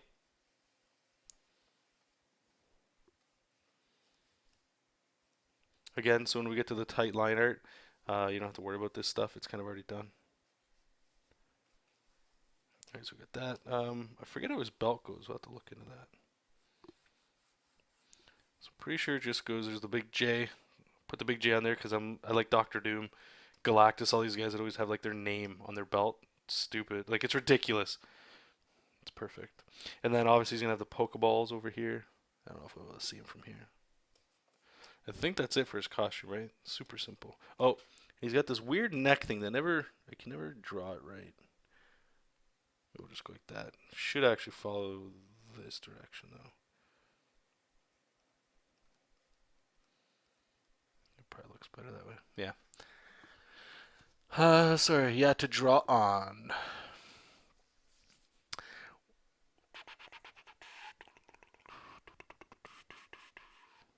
Well, I can recommend. There's only been two that I actually. Here's a better question. What's your budget? What are you looking to spend, or are you just dipping your toes in the water right now for this stuff? Because I have this one right here. Let me make here so you guys can see what's going on. This is literally the old Cintiq 12WX. It's called. It's small. It's not large at all. I wish I had more room. I like one of the bigger Cintiqs. I'm a little scared because I don't want to. I don't know. I'm sure one day eventually I'll upgrade to something bigger. But this one, I've got literally zero complaints with it. For what we do, I haven't needed a reason to do it. It's not very good for digital painting or coloring, to be honest with you. If you're doing simple kind of coloring like I'm doing, it's more than fine, I think. Other than that, I got a Huion GT220. I did a review on that. I don't use it at all anymore. I don't know if it's a defective unit. There's certain areas that I don't like the way the line art hits. Other people absolutely swear by it, and I will just add the caveat that if you've never used a Cintiq, it's the Huion is probably perfect, and that's not to say that that the Cintiq is better. It's just it's kind of like when you're used to something and you replace it with something else. There's little nuances that you might have enjoyed on that other thing that that you don't get on this newer kind of thing. And that's the way I felt with that anyway. I know it's a little convoluted. Jar, how much planning, plotting do you do prior to your panels? Okay, so we'll show this one more time as well.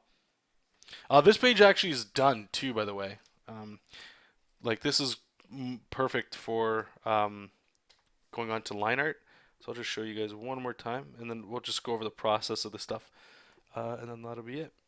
Or no, sorry, we're gonna do more pages. We're not done yet. So we don't need Momo anymore. We don't need that. Just turning off the stuff we're not gonna need. Yeah, we don't need you. I think that's it, right? Yeah. Where's just a ship. That.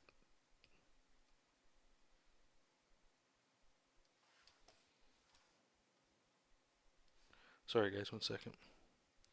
One of the opacity on these things is turned down.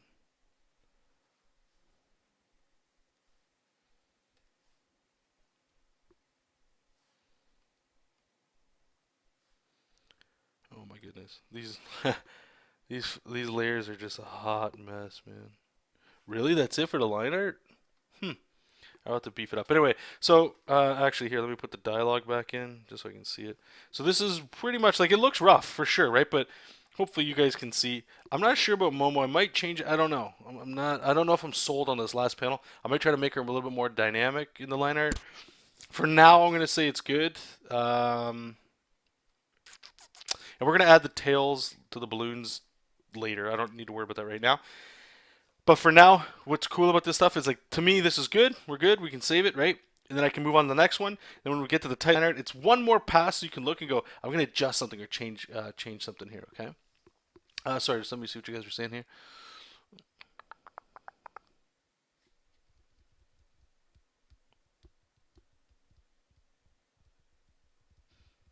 At my day job, I use an Intuos. I don't use anything to draw on. I did use the Huion for a little while, but it just my posture just I do this all day. I don't know. The setup I had just wasn't, I don't think, ideal. And at work, I don't always just draw. I do a lot of like design. So a keyboard and mouse in Photoshop is all I need. So when I'd have like this drawing thing, it was like, I don't know. It didn't jive well. If all you're doing is drawing, probably this stuff is way better. No, the Huion, I don't know. Like, to be honest with you guys, it's sort of like I'm sticking with Wacom unless something comes along. I'm not sure. I've been pleasant. Like everything, I've never had a single problem with Wacom. The price is ridiculous. That's it. But I'm in no rush to move on and check things out. So we'll see. We'll see how it goes. But I'm glad there are other things out there for you guys. Alternatively, how many page thumbnails do you attempt for a page before it works? Okay, so we'll talk about that in a second here. Just give me one moment. Just want to catch up here.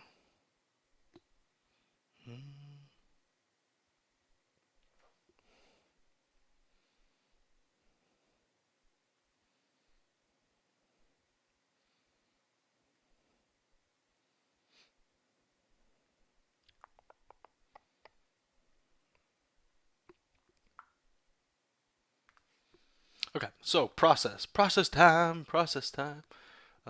Curious if you fit plot, dialogue, or panels, or blah blah. Okay, so you know what? I don't want to like. Part of me is like, oh, I don't want to show too much, but like, let's be honest. This comic, it's nothing right now, right? Like, nobody. Even if you guys saw this stuff, it's not going to change anything in the big scheme of things. So I'll show you what I'm doing here. There's actually one thing I won't show because it has the last thing that happens that I have in my mind for the book. I'd rather keep that to me. You guys are cool with that, I'm sure. So first things first, what I do is I'm going to show you guys Trello.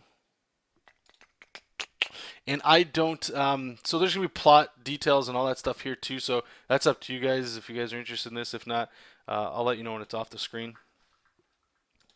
But whatever. So Trello isn't what I use first. First, what I use is a piece of software called, I think it's Whiteboard on let me get you the guys the name. Because I know some of you guys are going to want to check this stuff out. Whiteboard. I think it's, I can never get the name right. Online.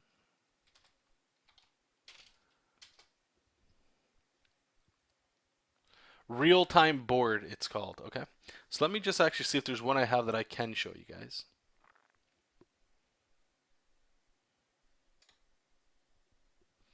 And I have a whole breakdown of this stuff too on my Patreon. If you pledge the $3 amount, blah blah blah. So this is literally the first thing I do. I normally do this with like note cards, but having this online is great because I can do this anywhere, right? You don't want to hear it, apologize, but like on the toilet while I'm waiting for my oil change, whatever, right? It's digital. I like it. I don't have to carry the note cards around with me. Okay, so what I do is the first thing I started with was above this. You can't see it because it's not here, but it's on the Jesop King one. Is up at the top here. I have like pretty much just the first and the last thing. Like, how does the story start? How does it end? And like I was saying, the X-Files sort of method. I'll start putting in between there like the actual plots, like the bigger scope plots that I want to hit. But in between there, I'll put like these little note cards that are like the fun little things that I want to do, like the wrestling, or I want to have a story where they sit down and they play like a Magic the Gathering sort of thing, playing like a Street Fighter arcade setup, that kind of things. I'll wrestle like a giant cosmic worm. I want Jesop to like maybe suplex a worm or something, like a space worm into a moon. I don't know, just stuff, right? That's all there. Then the next thing I do is this is like the individual stuff right here, okay? And this is just like a platform one that I have out there. So you guys can, blah, blah, blah. So the moral of the story, I always say this one because it's the easiest one, which is like, it could be whatever you're trying to preach or tell, right? Which, let's say stealing is wrong. Just whatever, right? And these ideas, I can just duplicate these and add more ideas, blah, blah, blah, like things that might pop in.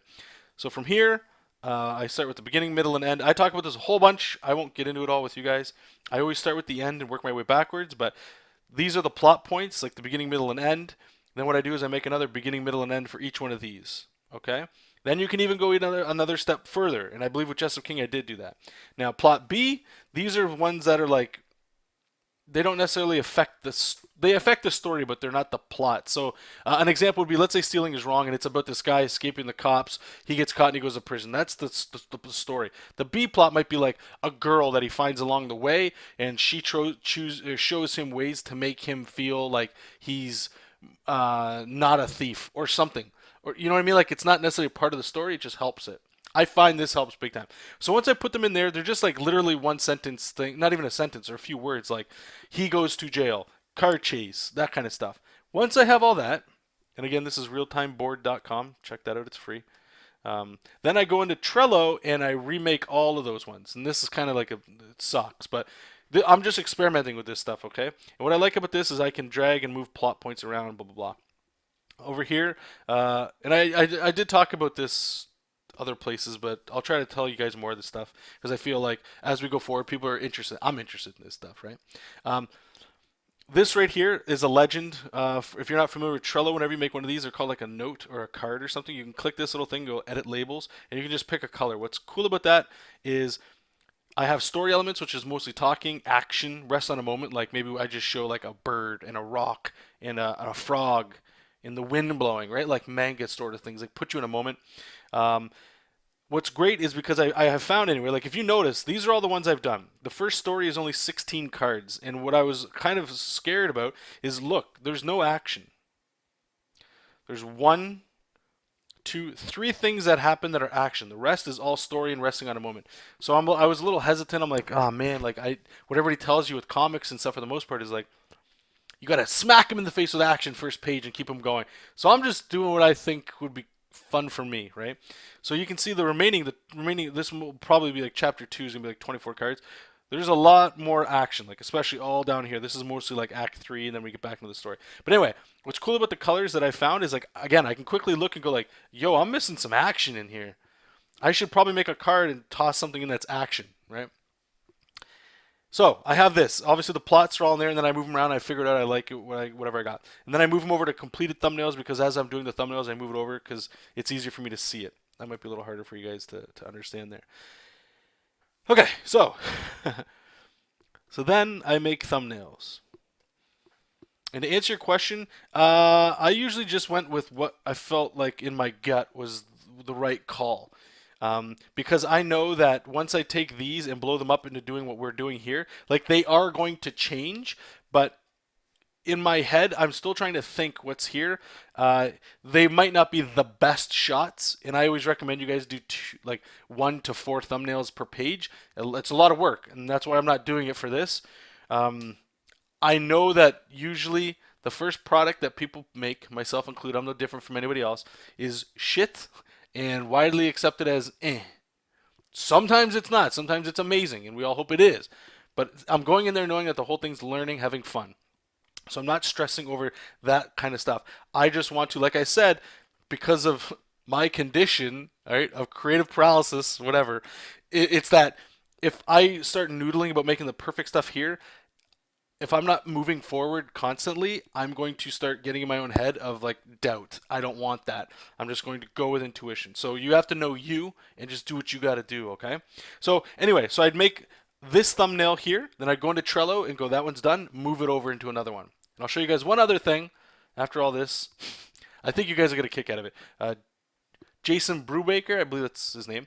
He posted a video of it a while ago, but I saw it anyway. So I'll make that. As for the writing and the plot thing that you asked about, V, this is literally the plotting that I do in the writing. So you can see there's a balloon, a balloon, a balloon, and here it says, breathe it in, Momo. That's all I had. That's it. On my plot card that I wrote down, I said they land on an alien planet. That's it. That's all that needs to happen on that page, right? So when I look at this, that's all that has to happen there. The breathe it in Momo that I have there, what he's saying, that's me just sort of feeling the story out. So the next page that we're going to be doing in a second here is she's asking, again, this is what happened in the very first iteration of Jesop King, and I wanted to keep it in here because it makes sense, where she's like, so we're out of fuel. Do we have fuel diamonds? And he's like, don't worry about it. We'll go check it out. And then he's like, let's see what we got. She's like, well, he's like, empty. And she does that sigh thing that she did in the other one. But I changed the dialogue once I got into the actual breakdowns, and you'll see that as well. And you can see, like, I'm like, look at this. Look at this page right here. He's like, he hasn't been here. He can't wait to go see. Empty balloon, empty, empty, empty. All of this is empty except this one, and I get to just fill this out. So it's sort of like somebody's brought up earlier was the Marvel method of working, and it's very similar to that. It's very similar to that, and that's it. I just keep going through all the things like that until we get into some cool stuff, and just go from there. Um, yeah, that's pretty much it. Oh, and the last thing I'll show you, then I'll get back to your guys' questions here, is I'm going to go into Google Drive. I saved it on there. There was some fiddling I had to do with this. Check out Jason Brubaker if you guys are into this. Hopefully you guys have seen this. If not, maybe this might get you excited. And I'm trying very hard to stay focused on this here once it loads. I think you guys might dig it too. Slowly loading.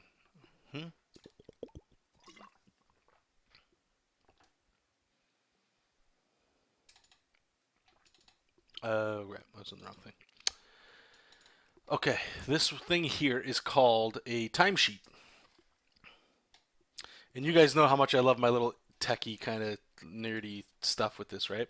So what this is here is you can put in your total number of pages you want, all the stages you do, right? So I've got my thumbs, which you guys already saw that I've done, the pencils. I put pencils in here, it's already there. To me, that's like roughs or breakdowns. Wireframes, which is our tight line art. Inks.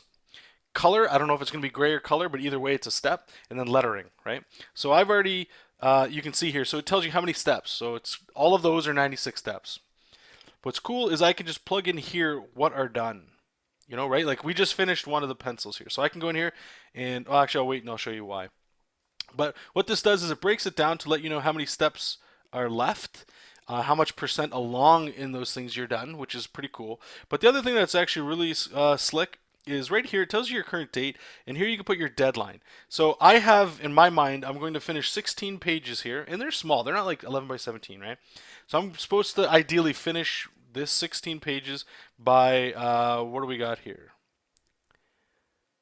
November 30th. So the end of this month, I should have 16 pages done. Now, in order to achieve that, I have to complete 3.62 steps a day. So what the hell does that mean? Well, that means I need to finish 3 pages of pencils a day, 3 pages of inks a day, yada, yada, yada. And blah, blah, blah. So these tell you how many work days you need to work, or how many days, like if you wanted to work 5 days a week or 7 days a week, how many you have here, okay? So let's just go here. So the pencils, I'm about to finish one, right? We just finished one. So I can put one in here, and watch this. This is going to go down to 19, and our steps per day might go down. Okay, so it went down just a fraction of a time, or a little bit. But this lets me know how much, things I need to do. Now, this is kind of crazy. This is a lot, right? And actually, I've lettered only 4 pages because I'm working in 4 pages of bulk here, right? But if you have like a really explosive day, just say on a weekend, I just hammer out like a lot of work. This goes down, and I know it seems like a lot, but anyway, this is the last thing I'll bore you guys with, but check out Jason Brubaker. I believe he has a link to one of these videos. It's called like the comic making timesheet or something like that. That's what I use with that. Okay, so hope you guys dug that. Chris, are there going to be big enforcer goblin guys that actually look capable of throwing Jesop into a cage? Yeah. Actually, he does get thrown into a cage. I will tell you that. But they're not enforcer guys, and I think it's a really cool moment when it happens. It's actually the last page of this first chapter, so you guys already know where that's going. But yeah, you guys will see that. But there is like an enforcer that's a big, burly kind of guy, and we'll play into there as well. Okay, so we got all this. This is done. Let's save it up again one more time, and then we'll just go into the next page. Where are we at here?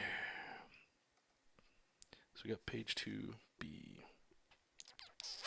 Now this page, that's what I love. Each one of these things, they always have like their own little different challenge to it, So this page here, it should go a lot quicker because there's not as really much background. There's just one panel. No, don't worry about it, V-Man, if it helped you out too. Keeman, do I do any rough sketches? So what rough sketches are you asking about? Like, is there a certain stage you're asking about that, or just to clarify it for me there? So this page here was a little, I didn't know how to do the speech bubbles because I wanted to have this long panel to sort of show that Jesop's walking down to the side of the ship to check.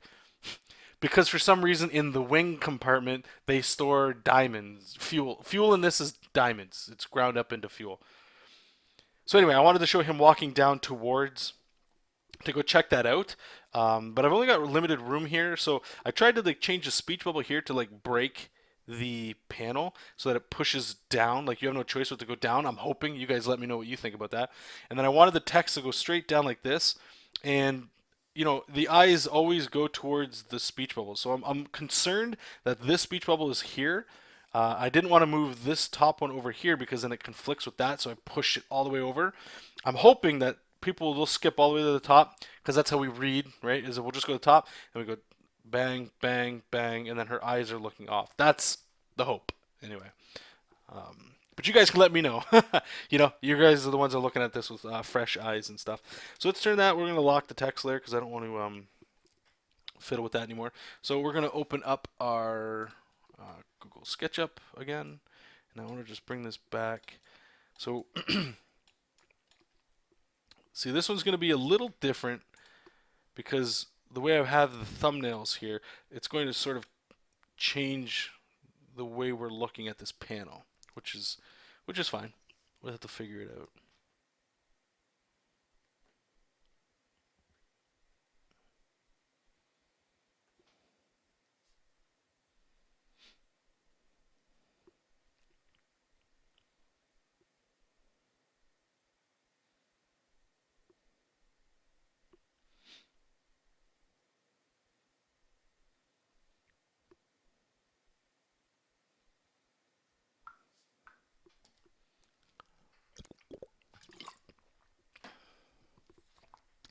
Okay, so let's max this out. So I want to try field of view, right? Because we can really push some stuff here. It's sort of like warping the way this looks, which is fine.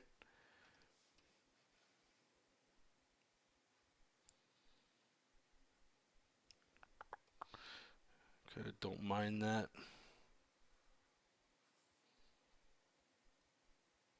Because now that I realize, right, like on page one, like this ship is actually pretty big. So they might actually be tinier than I have on there. All right, let's try this out. Whatever. So export 2D graphic. Which is good. Yep. Okay. I'll export it. Yep. Pillow loves it, man. Keeman, sorry. Like after you do all your thumbnail sketches, do you create layout drawings? Um,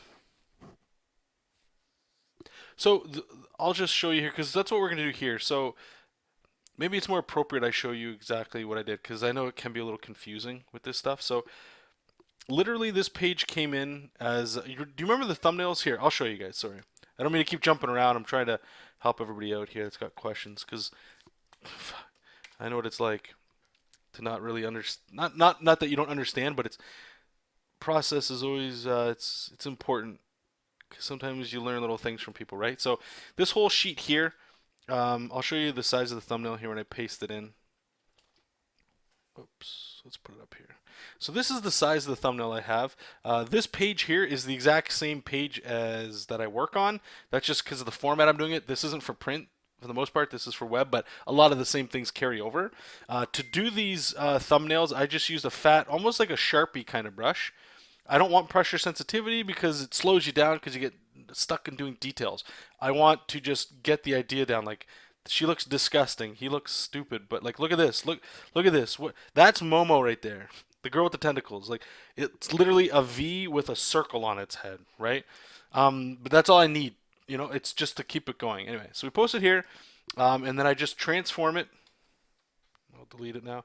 Just transform it right here. So it's roughly the same size that I want. Then, let me just show you. I have these little guides here so that it's always consistently the same size on every time I do an upload, right? Like the panel borders can go right up here. So the next thing I do is I make my panels right here, right? When I go to print, I can turn it off. And I wanted to have like this little texture. So I think people that are looking at like an iPad or maybe even on PC or even a larger tablet, I want you guys to be able to see maybe a little bit of grain because I don't want it to look fresh and polished. I don't want that. You can get enough of that stuff when you go to the store. So I just do that, and now I can kind of see what's going in here. So from here, I'm going to lower the opacity. And now, for me, I put the text on.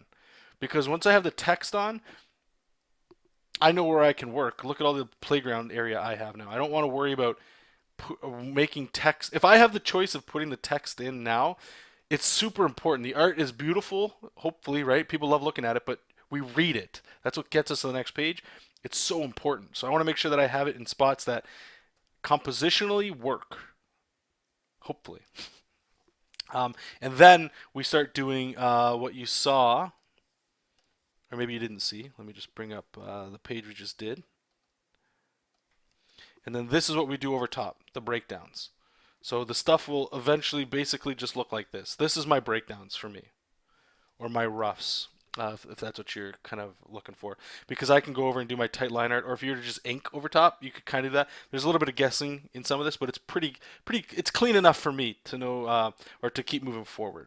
Sorry, I'm zooming in and out on you guys. Chaz, if someone is just starting out drawing comic pages, how long should they stay drawing at a page? I say, you know what? I don't think really that matters. I think as long as you're making comic pages all the time, you're good. Because you'll only get faster the more you do something. I wouldn't even be concerning myself about time and speed. It's more like getting the control and the little like nuances of a page, like muscle memory, you know, like I don't have to think anymore about putting panel borders in, or drawing a lot of poses that are familiar to me because I've done them all. It's almost muscle memory. Put it in there, just make sure it looks good. So don't worry about that. Just focus on just doing the work and trying to improve. So if you have to do a little bit of study and stuff, do all that stuff. But the more comic pages you make, the better you'll get, the faster you'll get. So don't, especially if you're new, please don't put the pressure of like, well, so and so does a page in 8 hours, right? It might take you a week to do a page. That's fine. The person that takes 8 hours to do a page, they started just like you or anybody else. They're gonna take a lot of time to. They took a lot of time to get there. There's the rare people that are very quick and fast. And if you're not that person, you already know if you're that person. If you're not, it's okay. There's nothing wrong with it. Just keep doing exactly what you're doing. Okay, cool. Thanks, Keeman.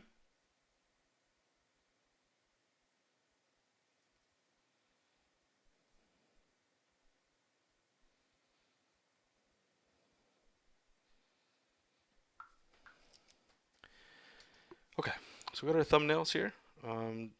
Just going to put breakdown,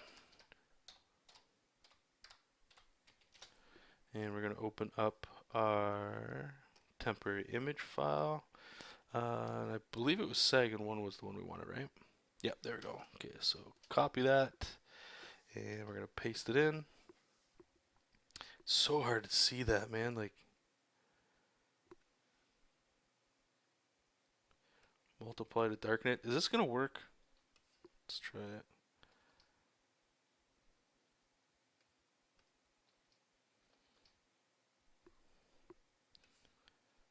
I think it's working. See, I don't. Sometimes it gets dark like that, and then it just watch. You see how dark? Sorry, I'm like whistling here. You see how dark that is? Once I like select all those layers and combine them, watch. It goes right back to light again. Do you guys know how to fix that? Is there something I'm not? What if we did this? Let me try something here. What if we put the bottom layer and multiply? And we try that. Nope. Sorry. I only do the lettering last so it doesn't affect my drawing. So, do you? Obviously, I would never tell somebody not. I just want to say why. I just want to reiterate why I do the lettering. You have to have lettering in a comic book, period, unless a page doesn't have it. So if you know that, you're better off making the lettering or putting the lettering in and having the artwork around it. Because if comics are words and pictures, and if they're not working together, they're fighting each other. And the last thing you want when somebody's reading a comic is to feel like, okay, well, this balloon's butting up against an arm, or like now it's covering up a hand. if you know that there's going to be lettering, you don't have to necessarily put where the lettering is going to be perfectly if you're not the letterer or anything. But I would highly recommend doing it. It's critical. It's almost, to me, the lettering is almost more important than the art. I'm just saying. And I love my art, okay? But I've looked at a lot of comics that were really well done, but the speech bubbles are horrible. And you're like, open up a comic book page, your eye immediately goes to the speech balloons, usually, just because they're white and they're popping over color or something, right? So if anything isn't, if it's not working together, it's actually doing all that time that we have to spend making it look good is shit right out the window. Because I don't know where I'm going. I'm not saying yours is that bad. I'm not. Just do you. I just want to put it out there for everybody else as well that's kind of thinking of this or that. Okay.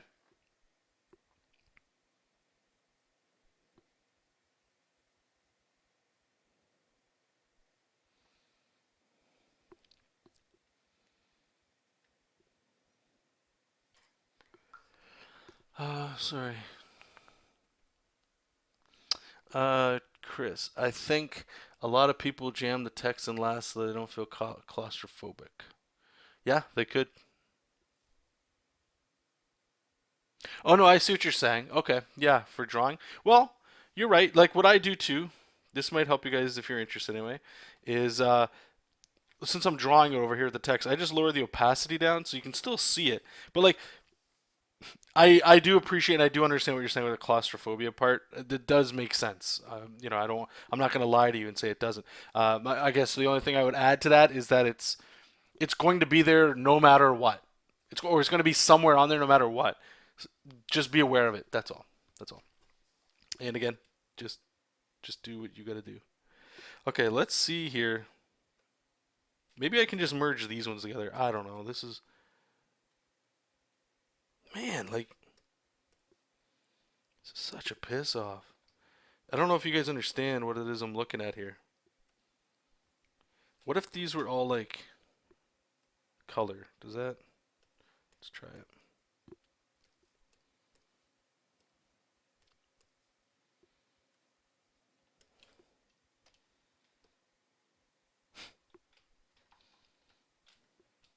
That did nothing. So this is what I'm talking about, just so I can show you guys here. So if you see these lines, like they look gross, right? But if you turn all of them off, maybe it's just like an artifacting thing going on. No, see they're getting darker. But when you combine it, it reduces back to the way it was.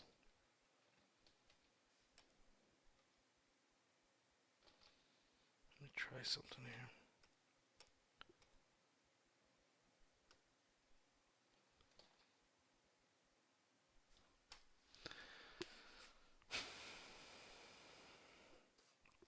Why is it doing that?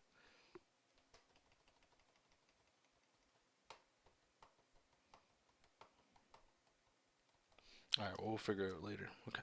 So let's move this here and try to figure out where we're going to put that.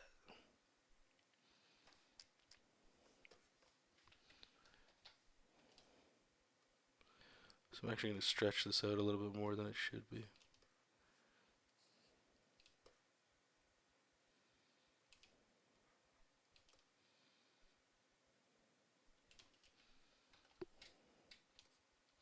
So I can have Jesop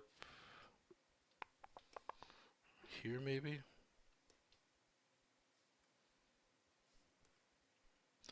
Maybe just tilt the ship. Maybe tilt it this way to make people come back in.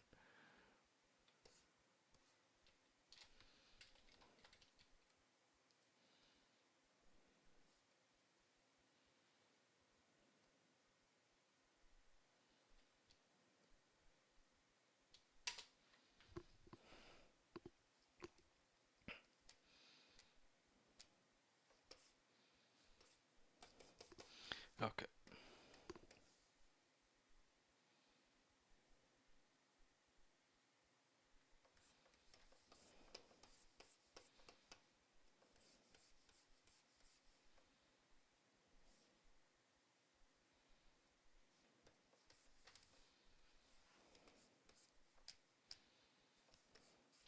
Okay, so we're gonna need our perspective ruler here, just because I know we got characters here, right? So, all right, so we're gonna do what we did earlier, right? So we're just looking for points here. So these are the points that are going straight down. Okay, so that's one perspective point there. Now the other ones are going this way. You can see there's like a line that goes straight there, and this one goes straight there. So those are gonna be another point. And what else don't we have? So we've got one. We got the ones going up. So this line. So there's one. See, because of that warping that it's doing, it changes this a little bit.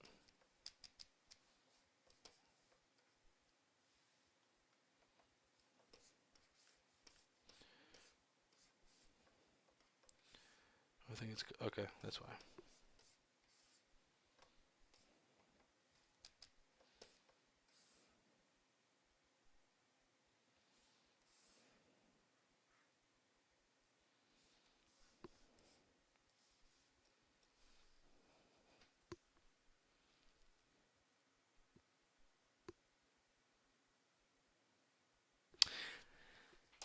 So when you put it on normal, because it's got the, you know what? You might be right. I think it's because I have the white line, like it's white underneath, and it's not just raw line art going on top of each other.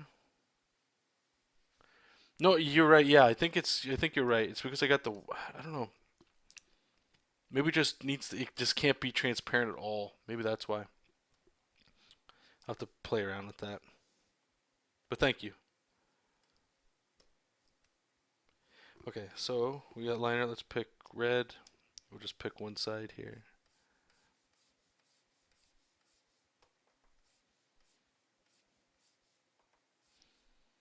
So all we're doing here is just making a grid. So hopefully it's easier for our eyes to see it. We'll go dark green. And this just makes it easier when we place other things in the scene, right? Like we've got characters that are walking here, and they can't break perspective. So it just looks really weird. So where's the other point? Can't see it. Is it this way?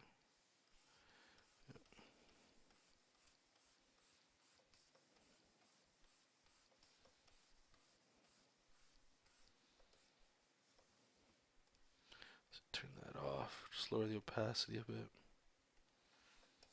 Okay, cool.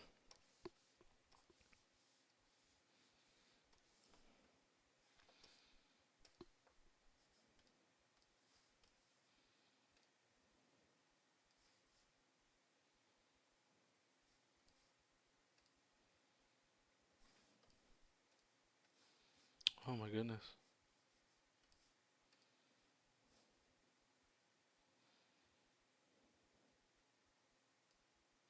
Just wanted to see how big they were again. So they're like super tiny. So they're almost like in between here. Okay.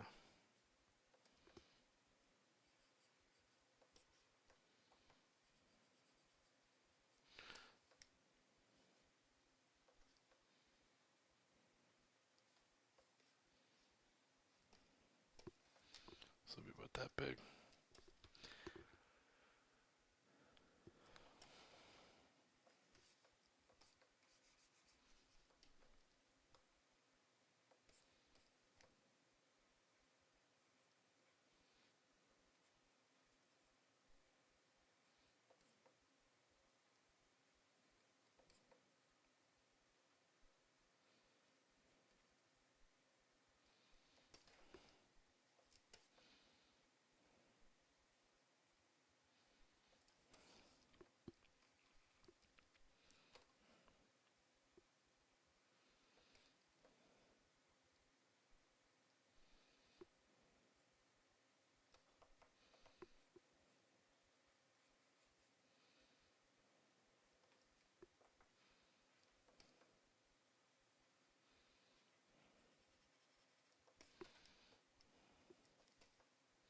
So she's too big.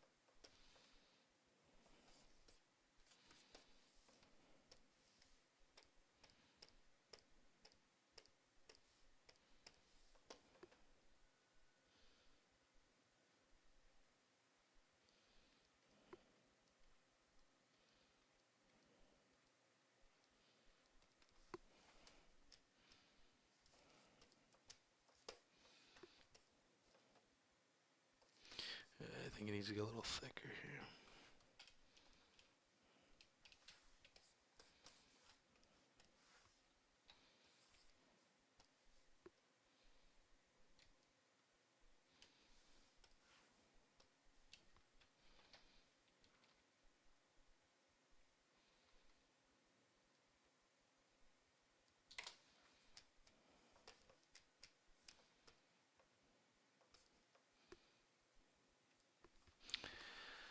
Okay. I'm going to let you guys go. I've been streaming for a while now. On a scale of 1 to 10, how do you rate the 12WX? I rated it 10 out of 10. If you're doing a lot of painting though, like coloring, I would probably give it a 7. It's fine if you have a second monitor if you're doing some simple kind of coloring. If you're doing just like what we're doing right now, it's perfect. It's a Cintiq, you know. There's nothing wrong with it. The color, there's really nothing wrong with it. It just doesn't have the same color range. Obviously, it's like an HD display. It's like one of those old VGA monitors. So, or DVI as well. But I've done pretty much any. I've done published work. I've done my own stuff. I've done a lot of stuff on this thing, and it's still ticking. I've had it since probably around 2010, maybe 2008 or 9, I believe, around there. Yeah, it hasn't gone at all. The only thing is I do wish I had a bigger screen, but that's just because it's a smaller one. And when you see the bigger screens, it's always nice that it's always available, right? But it's definitely like for the price, I believe it's pretty cheap-ish. So, are you thinking about buying one used off Amazon right now? Well, okay. So before I go, I just want to ask Davon two things. How often do you draw? Not Yeah, how often do you draw? And is this more of a hobby for you? Or is this something serious for you? And yeah, those are really the only two questions I have. Of course, do what you want, it's your money, but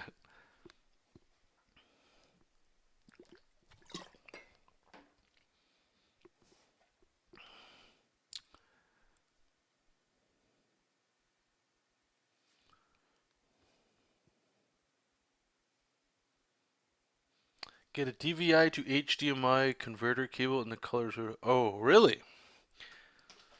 If you just gave me some extra legs on this thing, I'm going to thank you. Let me just try that. DVI to HDMI converter.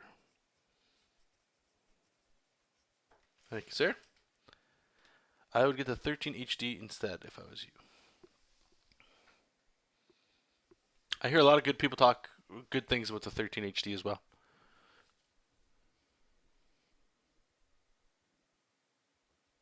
Yeah, and we're leaving. Okay, anyway, Davon, I don't know if you're still around or whatever. I got to get going. But anyway, I would just say, yeah, do your research or whatever. There's nothing, I haven't heard anybody really, like, the complaints I hear for Cintiq besides, more like animation coloring. Okay, well, I don't know if the DVI to HDMI will fix your problem. You can say in the chat, I guess, or just talk to Pillowhead there. I would probably go with the 13 HD, possibly. For animating, like this is fine. It's more your computer than anything. If you're looking just because you want to be able to draw something on the screen, I hear you. And you want a Cintiq because of the name and all that good stuff, check it out. 13 HD, again, I haven't heard really anything negative about people, any Cintiq product. Just the price is mostly what people compare it to. But the feel of it, the matte screen, the buttons, and blah, blah, blah, that's all good stuff. People don't complain about that. You know, it's just the price. So, anyway, I wish you all the best, you guys. Thank you guys so much. And like I said, this was super fun. And I'm going to look into getting the Wednesday shows back up and running again. So, anyway, if you're new to the channel, again, thanks for watching. If you're still watching, or if you're watching the recorded version, you made it all this way, awesome, that's cool too. So feel free, guys, at the bottom of the screen there's a whole bunch of links. If you're interested, you guys can follow me all over the internet. There's a Snapchat I'm trying to push a little hard as well. I don't know if you guys are on Snapchat. If you are, follow me. I'll add you back. And it's fun. It's been really fun doing all that stuff. And if you're anywhere else or all that, blah, blah, blah, blah, blah. Anyway, thank you guys so much. Keep reading comics, keep making comics, and I'll talk to you all very soon. Bye-bye.